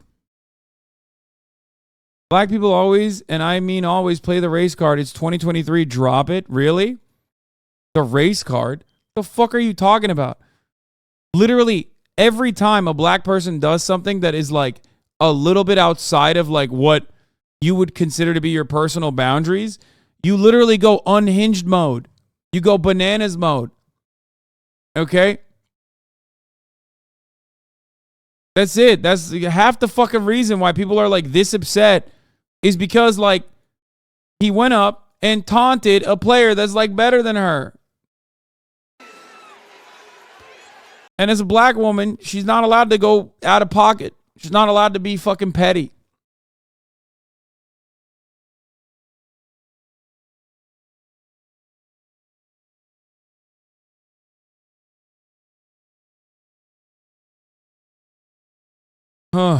Anyway, bro, it's called sports. I bet you talk shit on the court. It's so fucking normal. As long as you don't cross the line, it's fair game. Only people bitching are white haters who hate to see a person of color shine. Go get him, queen. Yeah.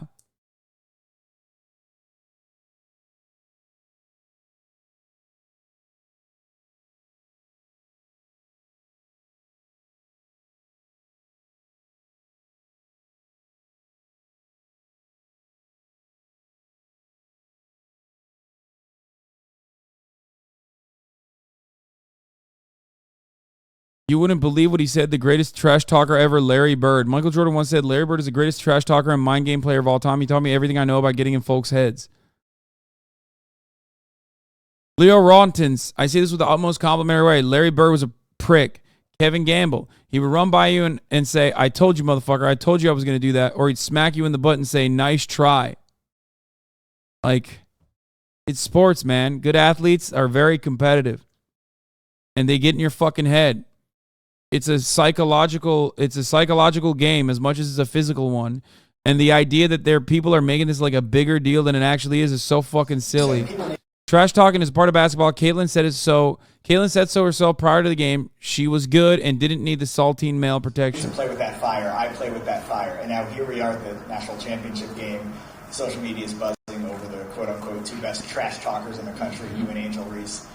I presume you view that actually as a positive thing, not a negative thing, playing with passion. Do you view it as a good thing for this game? Absolutely. I think... Yeah, there you go. Gender plays a role in this because these are women, okay? And race plays a role in it too. These are things that are impossible to fucking avoid. It's just how it is, okay? Ultimately, it's a good thing. It's a good thing to fucking taunt your opponent and create more drama, okay? Very stupid. Everybody needs to shut the fuck up. This has been going on.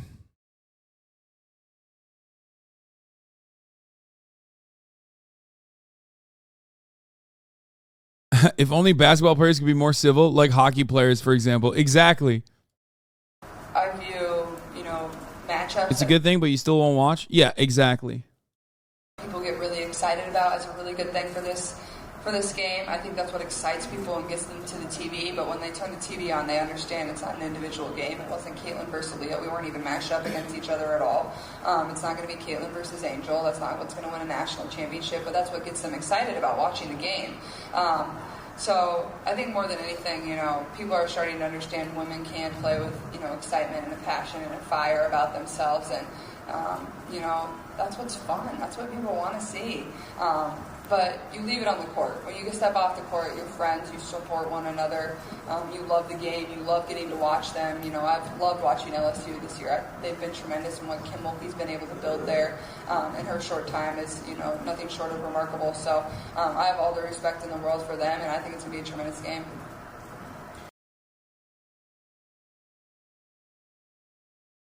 There you go. I think this is great. It's great that they're like fucking taunting each other and talking smack, and people Shaq, so is your mother. Oh my God. I love David Portnoy calling someone classless. I can't get over that. Like Dave Portnoy is the most classless motherfucker on the planet. Like, who you think he knows anything about class, dude?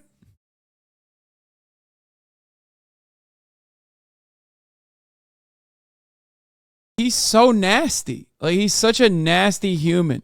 The following on your site. I never condone rape, but if you're a size 6 and you're wearing skinny jeans, you kind of deserve to be raped. Correct.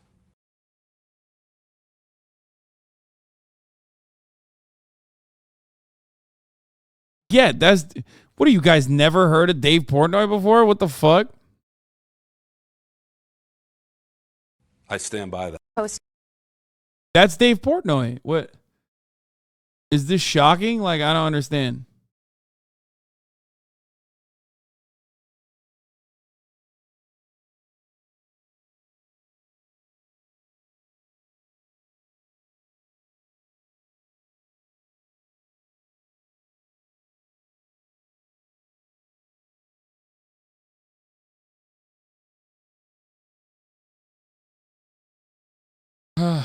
Anyway, I overheard someone here saying LSU's full of thugs. I go to Iowa. Iowa's team majority white, whereas LSU's team is majority black. Yeah, that's why it's like that's why race is a big component of this too. Yes, LSU is a primarily black team, whereas Iowa is a more white team, and that is part of the reason. Yes, it factored into it.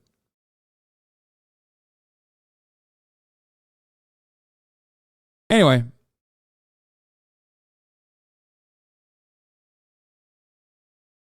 So yeah.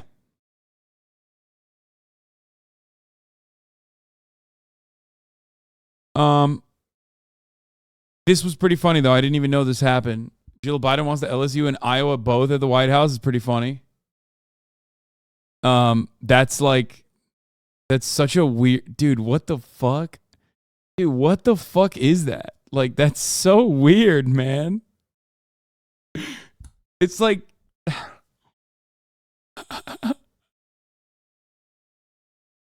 why did you chime in on this?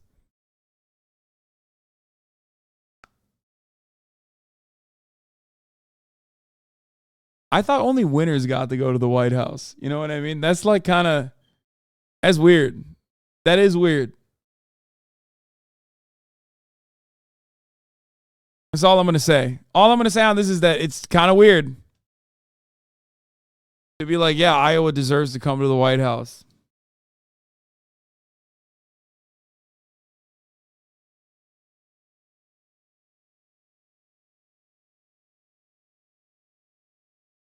Feels like, yeah, I know LSU won, but think of all the little girls Caitlin's an inspiration to. Yeah. Of course, Angel is impossible to be an inspiration to little girls because, you know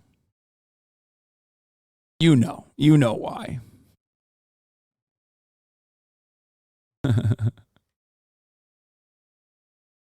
Anyway.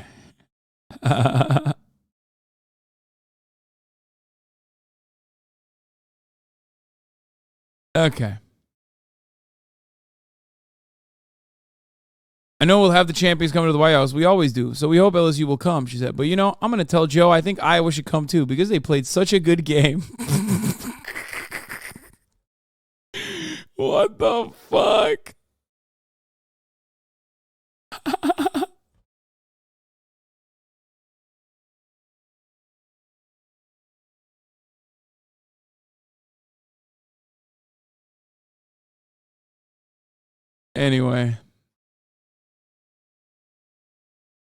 Anyway, that's a funny little end note on that story. Okay, I don't care about the fucking Nord Stream pipeline blowing up.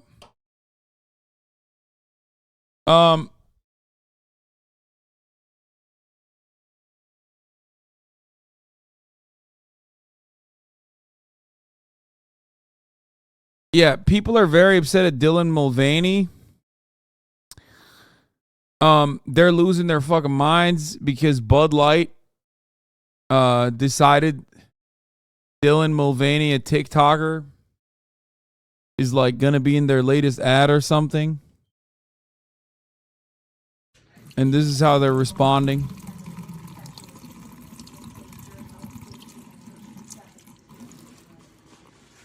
I love when people do that. When they buy shit just to waste it. Like, you gave them their money, you fucking idiot. The fuck are you talking about?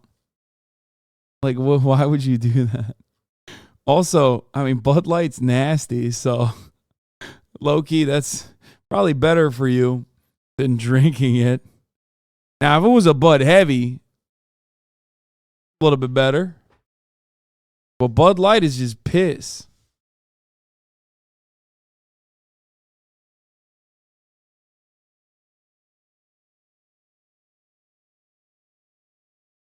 I don't know. Someone said no one cares that you're not drinking watered down piss anymore. Exactly. They've made our beer they them non-binary, brother. What the fuck? Bud Light has been the default cheap beer at gay bars since 1977 when labor unions and LGBT groups organized a boycott of Coors to protest Coors' practice of forcing employees to take polygraph tests that included questions about their sexual orientation. Wait, really? That's kind of wild. I did not know that. This is what happens when you use a marketing and advertising agency that has never met one of your customers. No, Bethany Mandel. Okay? No, you just fantasize about a racist working class guy that drinks piss. Okay? Because that's what Bud Light is. So in your mind, you're thinking all yee ass fucking, regular Americans, which, by the way, is synonymous with being fucking racist and transphobic and homophobic and blah, blah, blah. In her mind, they're the guys who actually fucking drink only them drink Bud Lights. The classy society, high society, doesn't drink Bud Lights in her mind, okay? Which there's truth to. But I think nobody should drink Bud Light. As someone who's drank more Bud Light than a lot of you probably combined. What I don't understand is why people are so upset over it. Fox posted this on their article. Bud Light, the groomer of beer, says Derek Hunter. Budweiser, the king of beers. Dylan Mulvaney, this wasn't on my bingo board, but it's now my most prized possession. Hashtag Bud Light partner at Bud Light.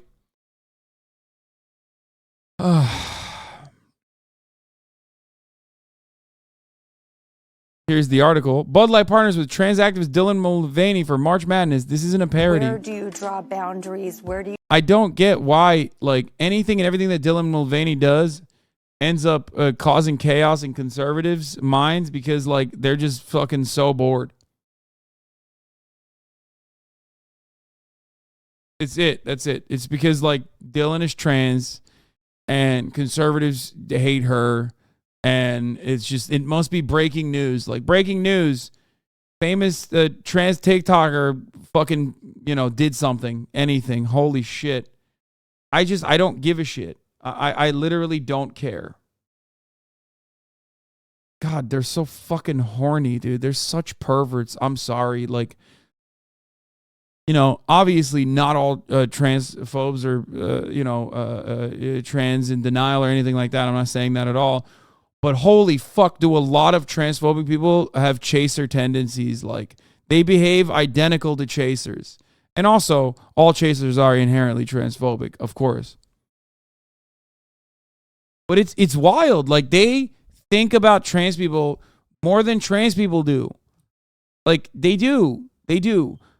It's just, it's insane. It's so weird. Like, you're a pervert, dude. Stop stalking trans people non-fucking stop. Like, Jesus Christ. It's so weird. I advocate for, trans lives on a regular basis. But, like, I don't think about trans people nearly as much as these people do. Like, nowhere nearly as much. I don't think trans people think about trans issues this much. It's so weird. They did it. Conservatives did it. They found a way to outdo trans people. Because if there's one thing trans people love doing, other than, expressing solidarity against the endless amounts of structural violence that they are subjected to for the crime of existing, in most other moments, they hate each other. Let's be real. Trans people love eating each other alive on Twitter. Non-fucking stop. Okay? But conservatives have to take that away from trans people too. They have to think, pocket watch, think about what trans people are doing more than other fucking trans people do. That's just being on Twitter, not being trans. Yeah, but like a lot of trans people are on Twitter. Let's be real. Big place to express your opinions.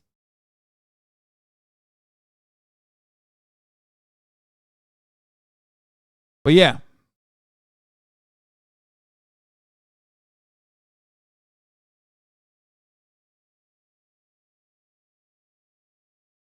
I don't know. That's all I got. Happy March Madness. Just found out that this had to do with sports and not just saying it's a crazy month. In celebration of the sports thing, Bud Light is giving you the chance to win $15,000. Share this video with hashtag Easy Carry Contest for a chance to win. Good luck. Hashtag Bud Light Partner. Mulvaney wrote on Instagram. Another video featured Mulvaney in a bathtub drinking a Bud Light beer as a part of the campaign. Anheuser-Busch works with hundreds of influencers across the brand. Across our band, there's many ways to authentically connect with audiences across various demographics and passion points. From time to time, we produce a unique commemorative can for fans and for brand influencers like Dylan Mulvaney. This commemorative can was a gift to celebrate a personal milestone and is not for sale to the general public, an Anheuser-Busch spokesperson told Fox News Digital. The announcement was met with backlash, with Twitter users describing the ad campaign as another attempt to push gender propaganda.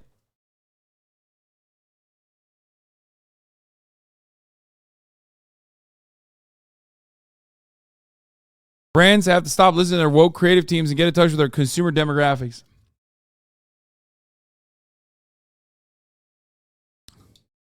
Might genuinely be the weirdest thing I've ever seen in my life, the Spectator contributing editor Stephen Miller remarked.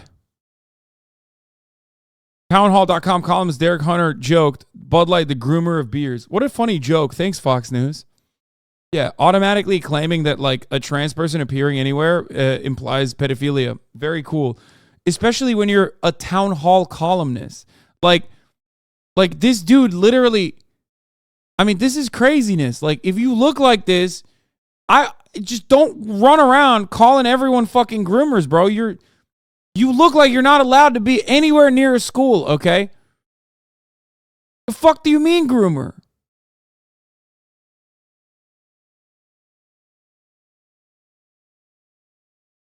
Look at this motherfucker. He looks like Attorney Tectone. Okay. Stop. No, Tectone is great. What did that guy called you a demon once? Yeah, bro. I mean,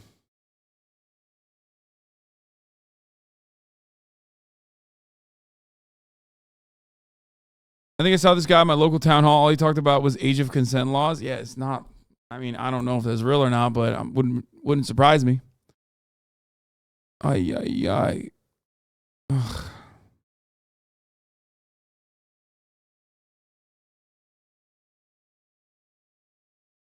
is weird. Yeah, that's it. That's all I got. I have nothing more. These guys are so fucking weird. Like, it's a small component to a much larger campaign. Meanwhile, yeah, exactly here. Anheuser-Busch has donated $464,000 to the National Republican Congressional Committee and $389,000 to the National Republican Senatorial Committee, another $250,000 to Save Missouri Values, another $200,000 to the Republican National Committee. Like, none of this shit matters. Their contributions when their contributions when you look at how much money they gave to Dems versus how much money they give the Republicans is like, you know. There you go, dude. Why did you say you weren't going to cover this earlier? Today is such a funny story. No, I said I was going to. Even Republicans think the anti-trans hysteria is performative bullshit. Even Republicans think the amount of anti-trans LGBTQ legislation is excessive and political theater. 55% of Republicans think that this is too much legislation and politicians are playing political theater and using these bills as a wedge issue. 55%.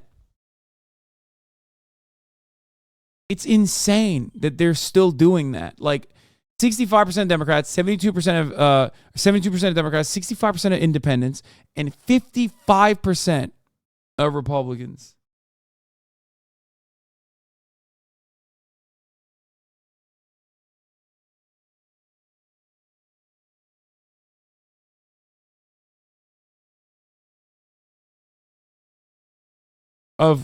Wait, what? 1,220 likely voters? What do you mean? I mean, Data for Progress is not the best for polling, but what are you talking about? 1,200 voters is fine. It's nothing. What do you mean? Oh my God. Oh my God. Oh my God. I hate this. Every time we have a conversation about statistics, literally everyone goes, wait a minute. How does polling work? Yes. If they polled everyone as a sample size, that would be a census. That would not be a poll. Every time we have this conversation, it's so fucking embarrassing. Statistics would not exist. Polls would not exist if you thought that like every poll, like the bigger the sample size, the better the poll.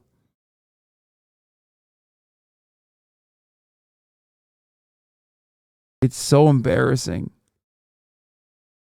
Every time I have a conversation, it's just like people always go, dude, what the fuck? I don't get it. Why is every person not polled in this?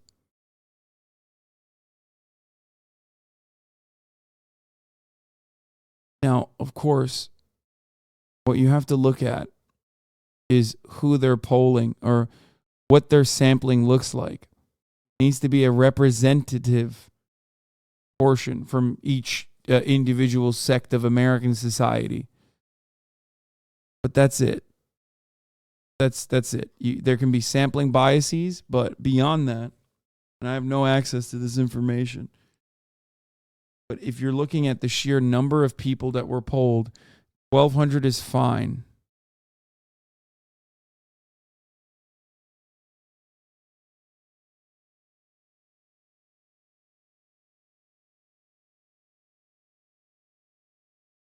They always say 74% of Americans, when it's only 74% on that poll, they need to clear it up. Oh my God. The reason why they say 74% of Americans or 72% of Democrats, you just basically described the exact same thing that I just told you, but in a different way.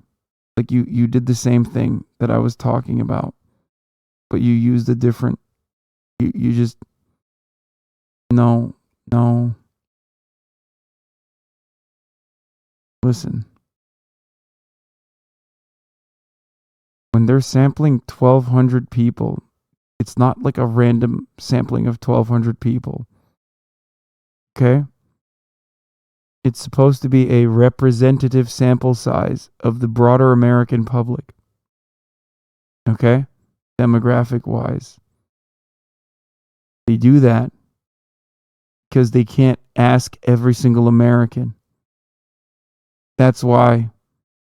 But it's supposed to be implied. Like when a poll says 74% Democrats, that doesn't mean they polled every Democrat in the country and only 74% of them decided to answer this way. That's how polls work. That's just, I think you have a disagreement with how polls work. You don't want polls. You just want census data, I think.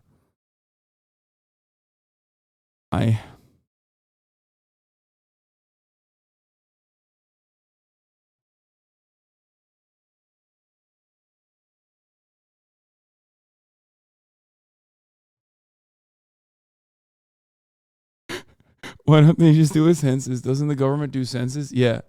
Can you imagine doing a census for everything? Anarchist utopia.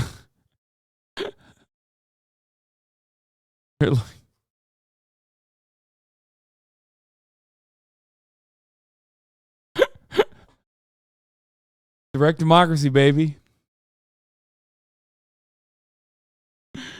The clarification is literally the sample size being disclosed.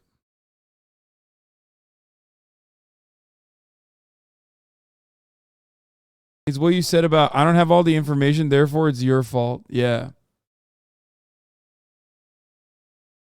Exactly.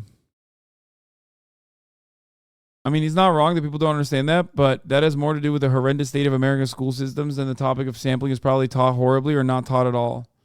Yeah. I know. Look, I'm not even making fun of the chatter. I feel a little discouraged because every time we have this conversation, that thought comes into mind and people bring up exactly that. When they're like, what? How is this a poll? Like, this is somehow not indicative of every single person's opinions.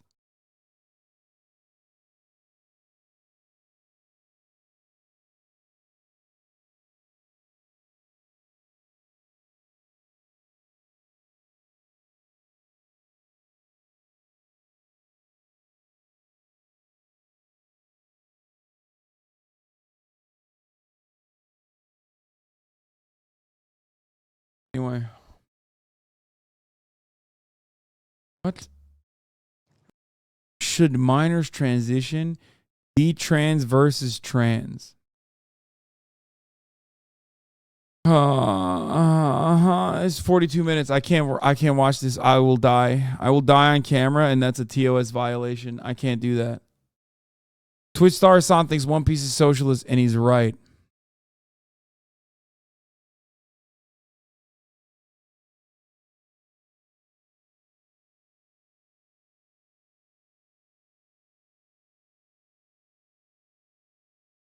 Luffy is a terrorist, said Hasan on a podcast while chatting about the popular anime. Did you know that political Twitch streamer Hasan Piker watches One Piece? If you're on a regular reader of Piker's Twitch or YouTube streams, you may not know that he's been going through his first One Piece watch, and his takes are impeccable. Piker was recently on the YouTube podcast show Trash Taste, where he gave his most controversial anime takes, focusing on the Ichiro Oda series One Piece, and telling weebs that not only is it openly leftist, but he thinks that Oda is a comrade. You tell him, King. This is going to piss off everybody, but I'm so right about this. Every single arc literally details leftist politics, which I think Oda is. Oda is 100% a leftist, he said before immediately taking a phone from his pocket. He has a Che Guevara photo in his studio. I have assets. I can pull it up. I don't know what I expected. As a leftist content creator, Piker often reads receipts for a living, dredging up proof for his sometimes controversial takes with impressive speed. After showing viewers a fuzzy photograph of what is presumably Oda's office, he details how Oda manages to incorporate socialist politics into multiple story arcs. The arc about the Desert Kingdom of Alabasta is about resource deprivation, he told his YouTube post. The arc about the Sky Island, Skypiea, is quite literally about indigenous populations being removed from their land and violently trying to find autonomy and emancipation through violent means against people I guess someone more powerful than them. That's like a land back movement, he said, referring to a political movement centered on giving indigenous people more control over their own land.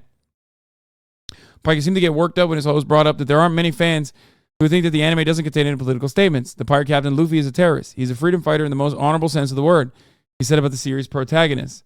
He is fighting against an unjustifiable, corrupt military apparatus that is holding the entire world hostage. The world government and the Navy. He's literally killing cops. He's killing sea cops. And motherfuckers are like, no, that's not politics.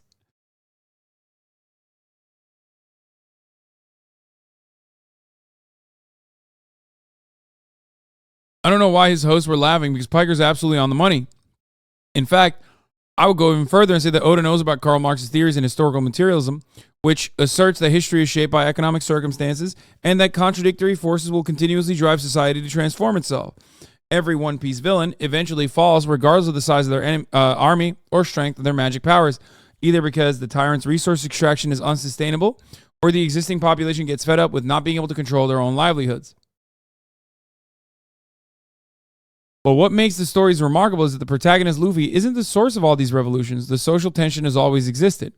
Whether it's the racial division between the fishmen and land dwellers who control water in the desert kingdom of Alabasta, Oda portrays revolution as a historical inevitability, which is true. It's very good. Shonen anime normally features protagonists who are able to overcome fate. One Piece is unique in that it shows how everyone is beholden to it, and its creator suggests to the audience that has liberatory potential. Even the pirates are affected by materialism. The protagonist associates piracy with freedom, but not even the series' most lawless faction is free of geopolitical forces. When one of the most powerful pirates in the world falls, territories are redrawn in response to a power vacuum. The island without powerful sponsors are in constant peril. Even our carefree heroes are forced to join alliances and sponsor islands in order to... Okay, this is spoilers. What the fuck? Okay, I shouldn't have read that part. Piker also said that One Piece's creator was clearly anti-racist and brought up the strength of Fishman Island arc. The show's host said that every anime had a slavery arc nowadays, to which he rebutted, yeah, but this is very specifically getting into the details of how slavery depersonalizes the other person and dehumanizes them in order to self-justify it. Maybe it's a good thing that One Piece is so long, or Oda would be catching shit from filthy casuals who can't appreciate the depths of his socialist politics. For those who are willing to stick with it long term, it really pays off. Just ask Piker. I have people in my fan base who don't know me for politics, but just listen to me talk about One Piece, he said, as they should.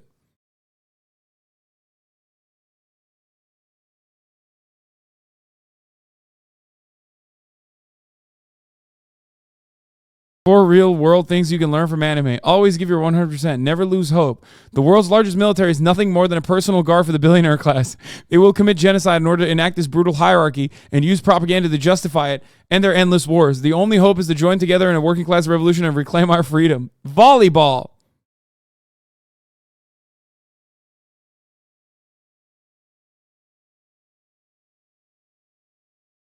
Look, as a Trash Taste fan, and then being the reason I'm here in chat, I was low-key like, damn, boys, y'all don't see it, but they're sweet summer children. They don't know. Dude, I mean, their politics are good. I think their personal politics are good anyway. It was better that they were contentious, I think.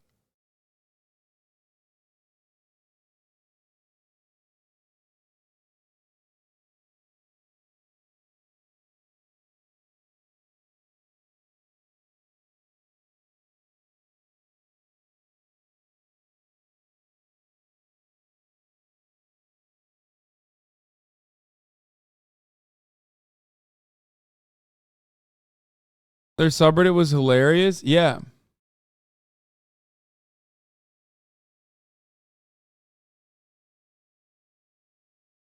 I understand you probably won't read this, but a while ago I came in here and said gambling on Twitch wasn't that bad.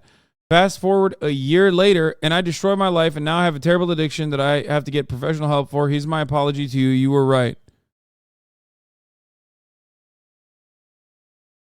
Oh, no. He said, you guys are idiots. You're literally sitting here bashing a guy that moved to take a deal. That this dude in the rainforest is a moron. I've cashed out thousands and I'm a normal guy. Y'all are idiots, Lamau. I'm glad you saw that. I agree they could do whatever. I agree they could do that. Never heard them do it yet. Oh, man, listen. I'm glad that you're getting help. In Turkey, we have a saying. Zararın neresinden dönersen kârdır. which means no matter where you turn away from a loss, it's profit. So ultimately, you've turned it around. So that's the good thing, you know?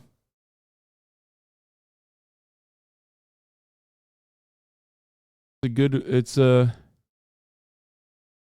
important and often very difficult, perhaps the most difficult first step to take. Yeah.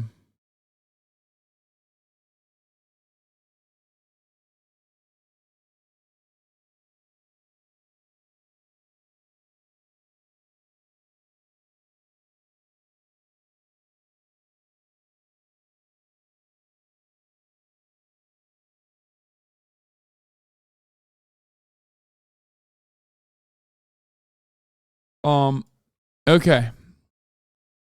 We did the One Piece. Dark truth behind the lie detector guy. Oh, I want to watch Tom Scott. I was a kid, magnetic levitation trains. I normally wouldn't watch Tom Scott video because I don't know exactly if he's like fond of other people watching his videos or not. But this is the one instance where I will be making an exception. Because I apologize to Tom Scott and everyone else. But as a train enthusiast, if you're going to make a video about trains, I'm going to watch that video. I'm going to talk about that video. Okay? Can't. It's just, I love trains. Specifically, very fast trains. Specifically, the world's fastest train. So let's take a look. Maglevs were going to be the future. When I was a kid, magnetic... Is copyright block clip channels for posting your reaction before? Clip channels, do not clip my reaction to this. If you clip my reaction to this, I will copy strike you. He will copy strike you. Do not clip my fucking reactions to this video, okay? I just want to watch it. Sunny Bits, thank you for the 5. Get the subs. Tom Scott doesn't care. Watch this video on copyright.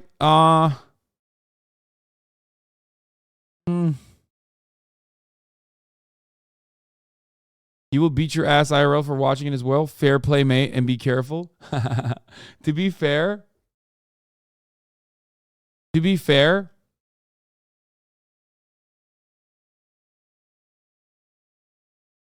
I would take the ass beating just to watch this video. Trains, maglevs, were going to be the future. Television shows would film breathless reports on the latest trials in Germany or here in Japan, promising unbelievably fast and smooth travel between faraway cities. But decades later, the only actual high-speed maglev service in the world is in Shanghai, China, which is fast, but it's almost a gimmick. It only goes 30 kilometers, it loses enormous amounts of money every year, and not many people use it. I thought that maglev was one of those technologies like Concorde that we thought were the future until they weren't, and now there's just abandoned test tracks and the dreams of the past. Not true. Which is why I was very surprised when my local producer here in Japan asked me if I wanted to take a ride on the new maglev. Oh my God! Because it turns out... What? I want to go on the fucking maglev. What the fuck, Japan? Japan, you're dead to me. Japan, you are so dead to me, dude. I'm going to come back for the VCTs. If my fat ass is not on a fucking maglev next time I'm out there, I'm going to be very upset. Japan has had a test track for years. It carries passengers because every so often they will open their tests to the public with a lottery for tickets. And this test track is already longer than the entire Shanghai maglev system.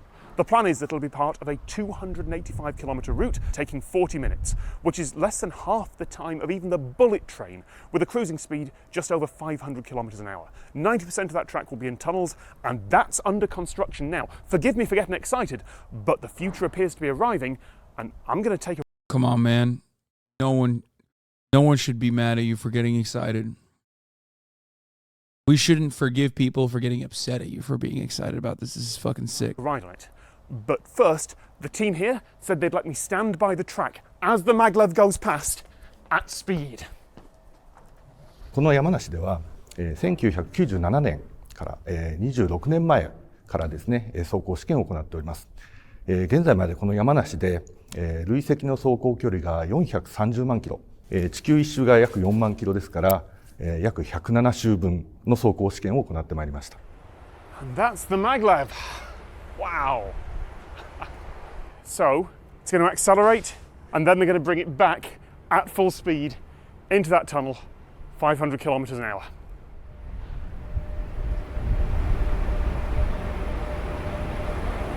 That accelerates so quickly. I don't know if that comes across on camera, but a normal train would have started so much slower than that. It's already doing, what, 30, 40k in a few seconds? That would have pushed you back in your seat. Wow. Okay. Now we wait for it to come that way. まず車両には超電導磁石という強力な磁石を搭載しております。一方、軌道側、走るガイドウェイと呼んでおりますが、こちらには、地上コイルと、これは推進コイルと浮上コイルという2種類ですが、この超電導磁石と、浮上コイル、推進コイルとの間の磁力の力で、非接触で走行するシステムです。Won't lie, a little bit nervous. I know I'm safe, but there's a reason I'm not allowed behind this line. It's about maybe a kilometre to that tunnel mouth, maybe a little less. And the train's now coming towards us, 500 kilometres an hour, which means it's going about 1 kilometre every 8 seconds. It's nearly here, apparently. They've just told me it's nearly here and I can't hear a thing. Oh, I can see a light. I can see the train coming. I can see headlights. All right. How fast is 500 kilometers an hour? Dude. It's almost like, dude, that is an entire 100 miles faster than the regular bullet train.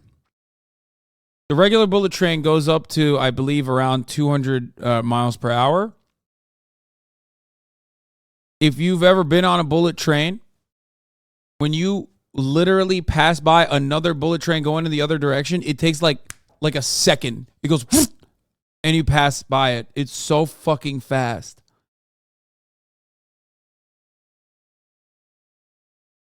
This is getting actually close to, you know, plane speed.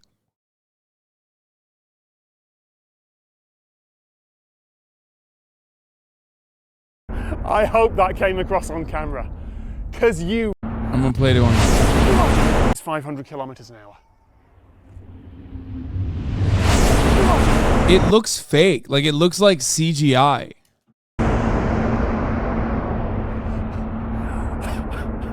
I hope that came across on camera, because you hear nothing, and it looks so far away. And it looks... It's insane. This is like impossible, I think, to reflect accurately on camera. But we are now officially like 100 miles slower than a plane. That's it. Like, planes go 400 miles an hour. Right? Isn't domestic flight just like 400 miles an hour? Maybe sometimes like 400 to 600 miles an hour.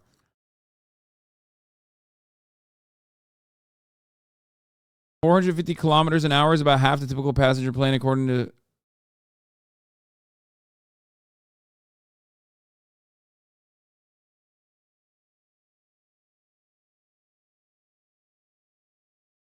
domestic is between 400 to 600 miles an hour.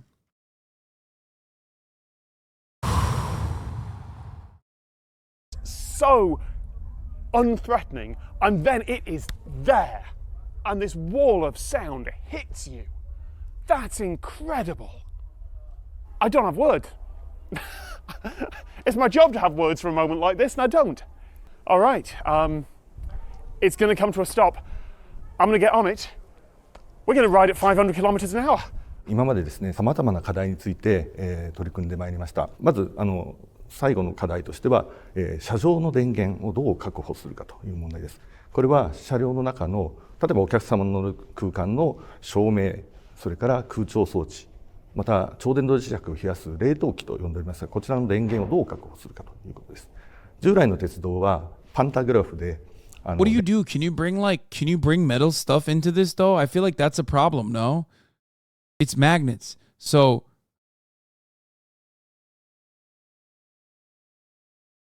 like, what about your phones and shit? 電源を取るということをしますが、リニアの場合は非接触で高速でしかも走るということで、そういう方針が必要であるということで、誘導終電という方法を考えました。これは地上側にあるコイルから、車両のお腹についているコイルに、電磁誘導で電気を取るというシステムです。It smells new. There's sort of new plastics and fabrics in the air. Okay, here we go. The acceleration is noticeable. Like, I got pushed back in my seat there in a way that I think I've only felt on planes. It's not full plane takeoff, but it's still way stronger than anything that I felt in a train anywhere else. And we're already approaching 100 kilometers an hour. That is 100, and we're still accelerating. 130. So the wheels are going to come up soon. We're going to hit 150 kilometers an hour. The wheels are going to come up. And the noise goes away, and it's so much smoother. Dude. 200 kilometers an hour. And we're still accelerating. The only reference I've got now is the big screen, which is just counting down how long until the end of the track. That's so sick. It's a little bit bouncy, but nothing you wouldn't expect on a regular train. Okay, 300 kilometers an hour. We're at kind of continental Europe high-speed train now, and we're still accelerating. I'm still being pushed back in my seat. Not dramatically, but it's still noticeable. I've never experienced this much acceleration for this long, and we're still going. 実験性での最高速度は、2015年に有人での走行で出した347 603kmという速度が最高記録です。これは鉄道のですね、世界記録ということで、ギネスにも認定されています。で、通常の走行ですけれども、現在営業線は時速500キロでの走行を考えております。通常の鉄道車両というのは、レールと車輪の摩擦力で駆動力を伝え、ブレーキ力を伝えます。これはですね、例えば雨が降ると摩擦力が低下するということから、この500キロというのは高速では安定して走行ができないというふうに考えております。一方、超電導リニアは磁石の力で、磁力で走行しますので、この摩擦力に頼らない走行ということになります。ですので、従来の鉄道に比べますと、急な勾配に強い。また、加減速度も高い。480, 490, and we ease off the acceleration. That's 500 kilometers an hour. That's the fastest I've ever traveled on land. And it feels like a train. It is a little bit louder than you'd expect from a train, but it's way less than an aircraft. You can still have a conversation. There's a bit of noise in the background, but it's still doing okay. But there's nothing uncomfortable about this. I was worried that at this speed I was going to feel like I was being jolted about, but this feels like a train. 地震が起きた場合や停電が起きた場合にも No, it wouldn't make airplanes obsolete in the United States. It would just not happen because it would be a competitor to airplanes and therefore they would not allow it. But it wouldn't make it obsolete. Airplanes still exist in Japan, chatter. You know what I mean? Like, people think when you have an alternative, like it's going to go away. You know, airplanes are still faster.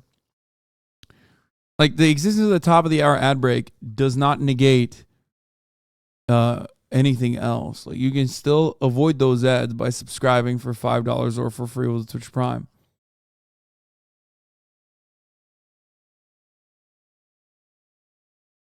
If anything, airliners would have to literally drive their prices down because in order to compete with like the Shinkansen and shit.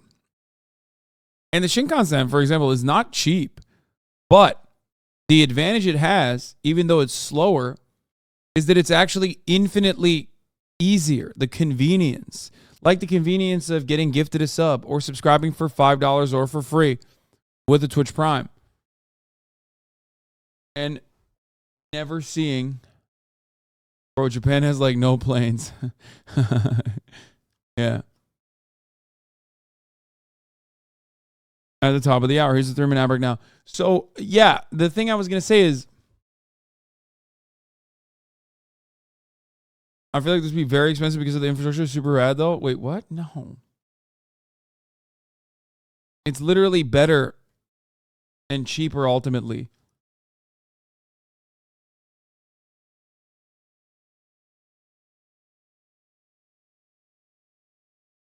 What about domestic flights? Do you think these are all international flights?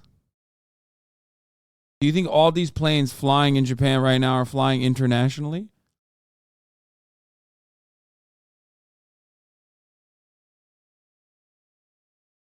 How are the Japanese airports? I mean, I only saw one and it was fine. Definitely better than fucking American airports, obviously. But you know, I much prefer the train.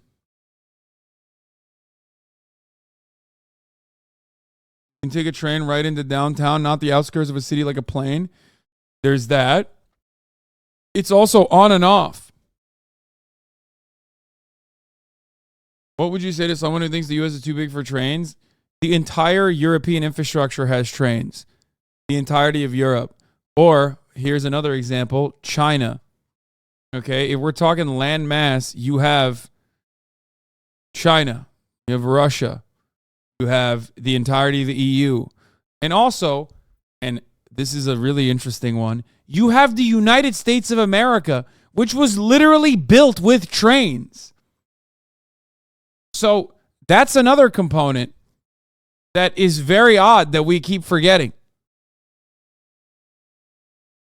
Or not even just built with trains, but like still heavily leans on trains as a fundamental part of our logistics.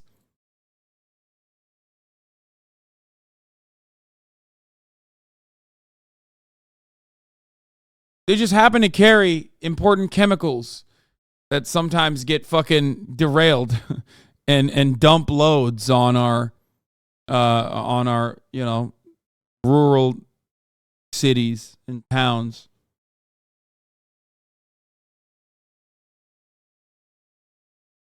I do freight forwarding for work. The entire supply chain runs on trains. Yeah.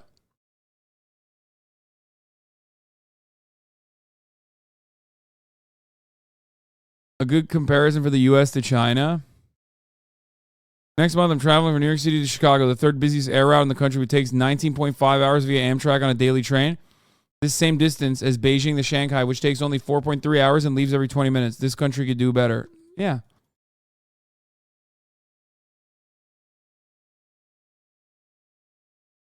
Yeah.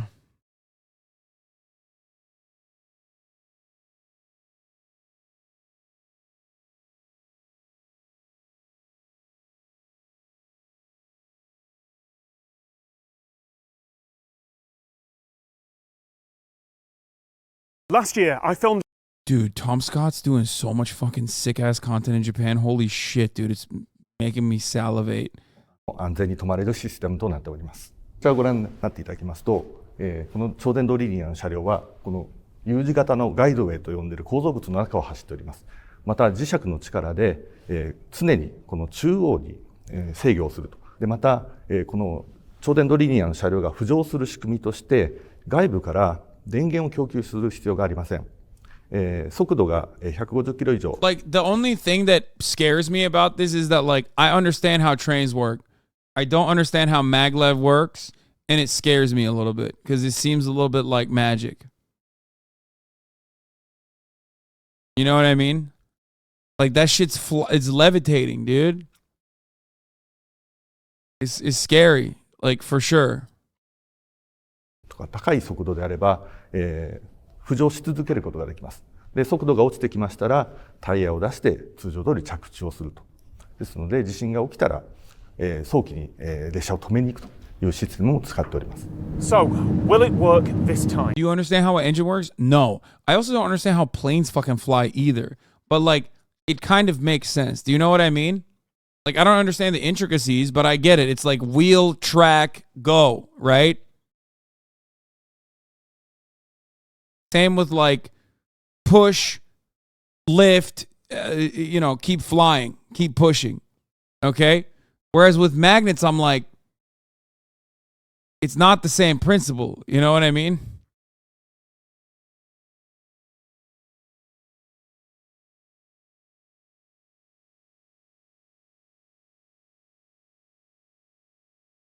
Chad, Hasan has flown a plane. He hasn't driven this. Puggo. Thank you. You're right. Exactly. I've flown a fucking plane, dog. Because there is a long history of breathless British people travelling to other countries, getting excited about maglevs, and telling the English-speaking world about a future that never comes. This feels like a video that the BBC could have filmed in the 70s or 80s, and the original opening date of 2027 has already been pushed back. The new date is still uncertain. One local government keeps raising objections to the construction. The future is not here yet, and we're not going to be seeing one of these in Europe anytime soon. But the track is being built. The technology does work, and it looks like the economics are I love the guy saying, brother, just please read a physics textbook. It's like, yeah, man, let me just read a physics textbook. He said just. Like, yeah, it's so simple, dude. Look, a long time ago, I gave up on that, okay? I don't just mean reading, which I also gave up on, but physics in general. Okay? Because there's clearly demand for travelling between two major cities. In a few years' time, we might finally get to ride the maglev that the world was promised all those years ago. We are braking now, and it is still really strong. One last thing, they stopped the train in the middle of a curve. When I was coming through this at 500 kilometers an hour, it felt perfectly level to me. I felt nothing weird, but it turns out that actually the whole train is tilted 10 degrees. I'm having to brace myself to stop sliding down the carpet. Thank you very much to everyone from JR who's standing behind the camera there. This was a privilege. Thank you very, very much. What the fuck? Why did they do that? As a flex?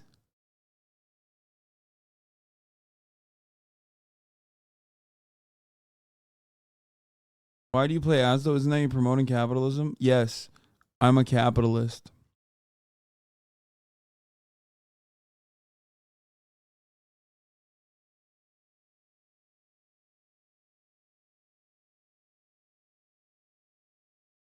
No, it's to counteract the force of the turn. Bro, I don't get physics. I don't understand it, and I will never understand it. Stop trying to make me understand it, chat. It's just not going to happen. Solitary confinement, which I believe is torture. John Oliver is going to talk about it while I go pee real quick, and I'll be back in a second.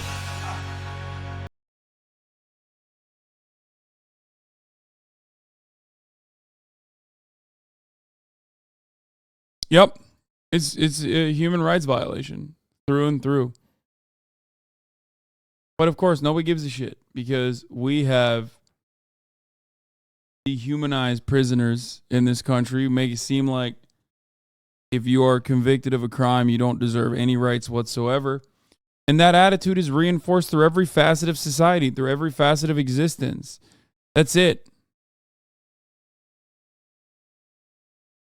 There's no way to fix that problem. And even in an understanding, empathetic community such as this one, this subject matter comes up regularly and people fucking pop off with immediately, like the immediate counters of, oh, what if it was your mom that was raped? Like, wouldn't you want the person to go to perma-jail and get fucking destroyed and all this shit? What if it happened to you? And it's like, it's revenge brain. I shouldn't make legislative decisions on my own personal anger that I feel. That's not how it's supposed to work. You know what I mean? Like, that's insane.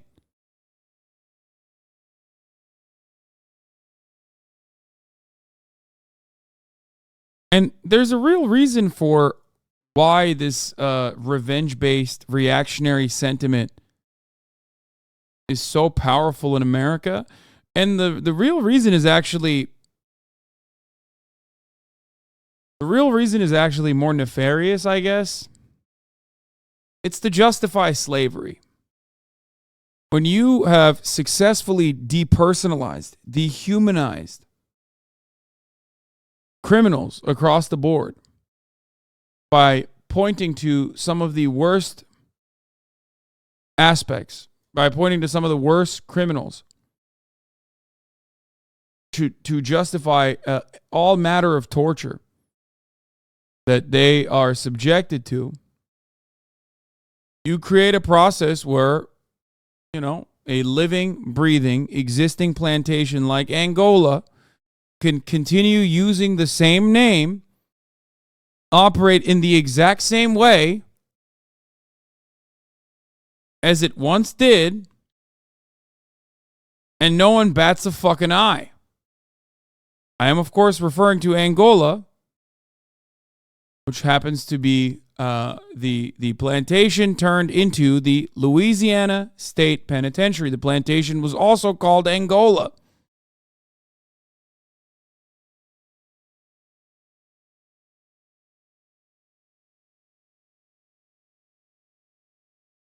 I think you guys understand why the plantation was called Angola, right?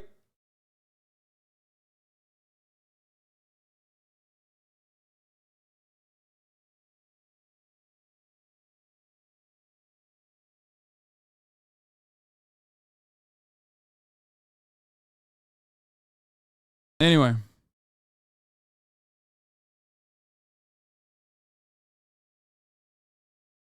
If someone, but you're right. If someone did unspeakable things to me, I want them to get mental help and reform and never do it again. I never want to see them again, but not in a locked away forever in torture, just away from me in distance or something. Yeah.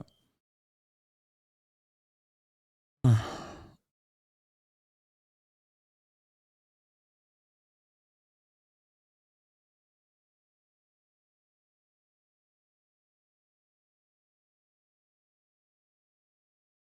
said, I don't know.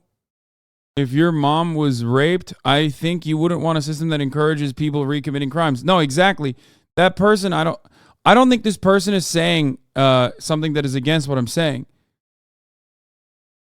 Yeah, no, it comes across as contentious, but you're misunderstanding the point he's making. He's agreeing with me.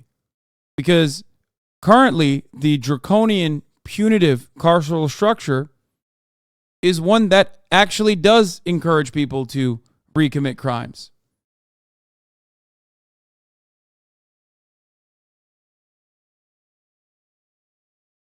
The current carceral system encourages reoffense. Exactly.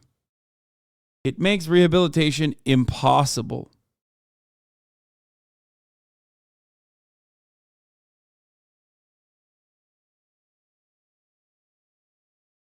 Anyway. Before I end it on this note, because I'm going to run the last 3-minute ad break here, I wanted to talk about one prisoner who, unfortunately, will not be giving us a motherfucking mugshot. That prisoner's name is Donald Trump. Turns out I am the bearer of bad news. Donald J. Trump is not going to be offering us a mugshot.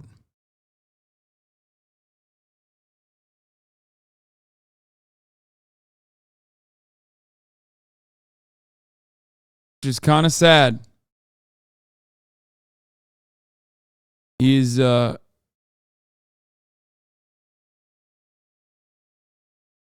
yeah, they're cucking our content.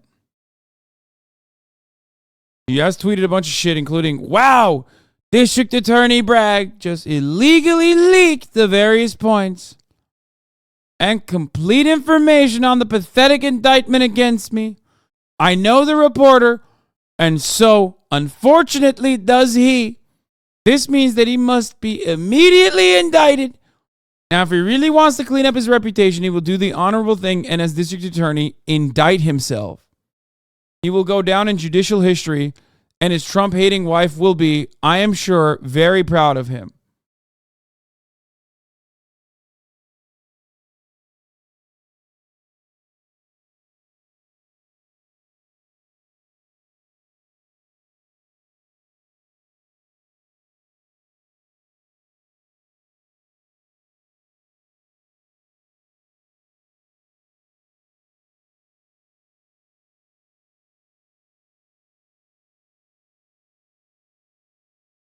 He utilized the very common technique called the Uno reverse, also known as Know You. And honestly, I'm very excited to see more of this. I'll tell you what. I think that's great. And I will see you tomorrow. Possibly early. I have not decided. I've yet to decide. But starting off the day.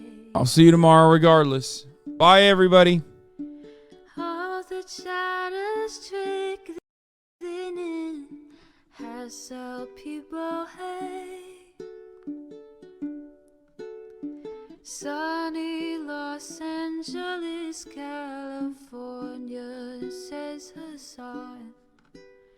The starlock to the starlock to the topic just begun.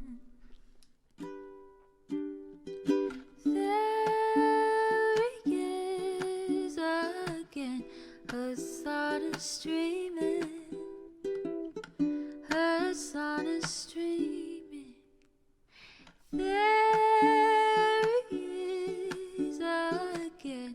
Hasan is streaming.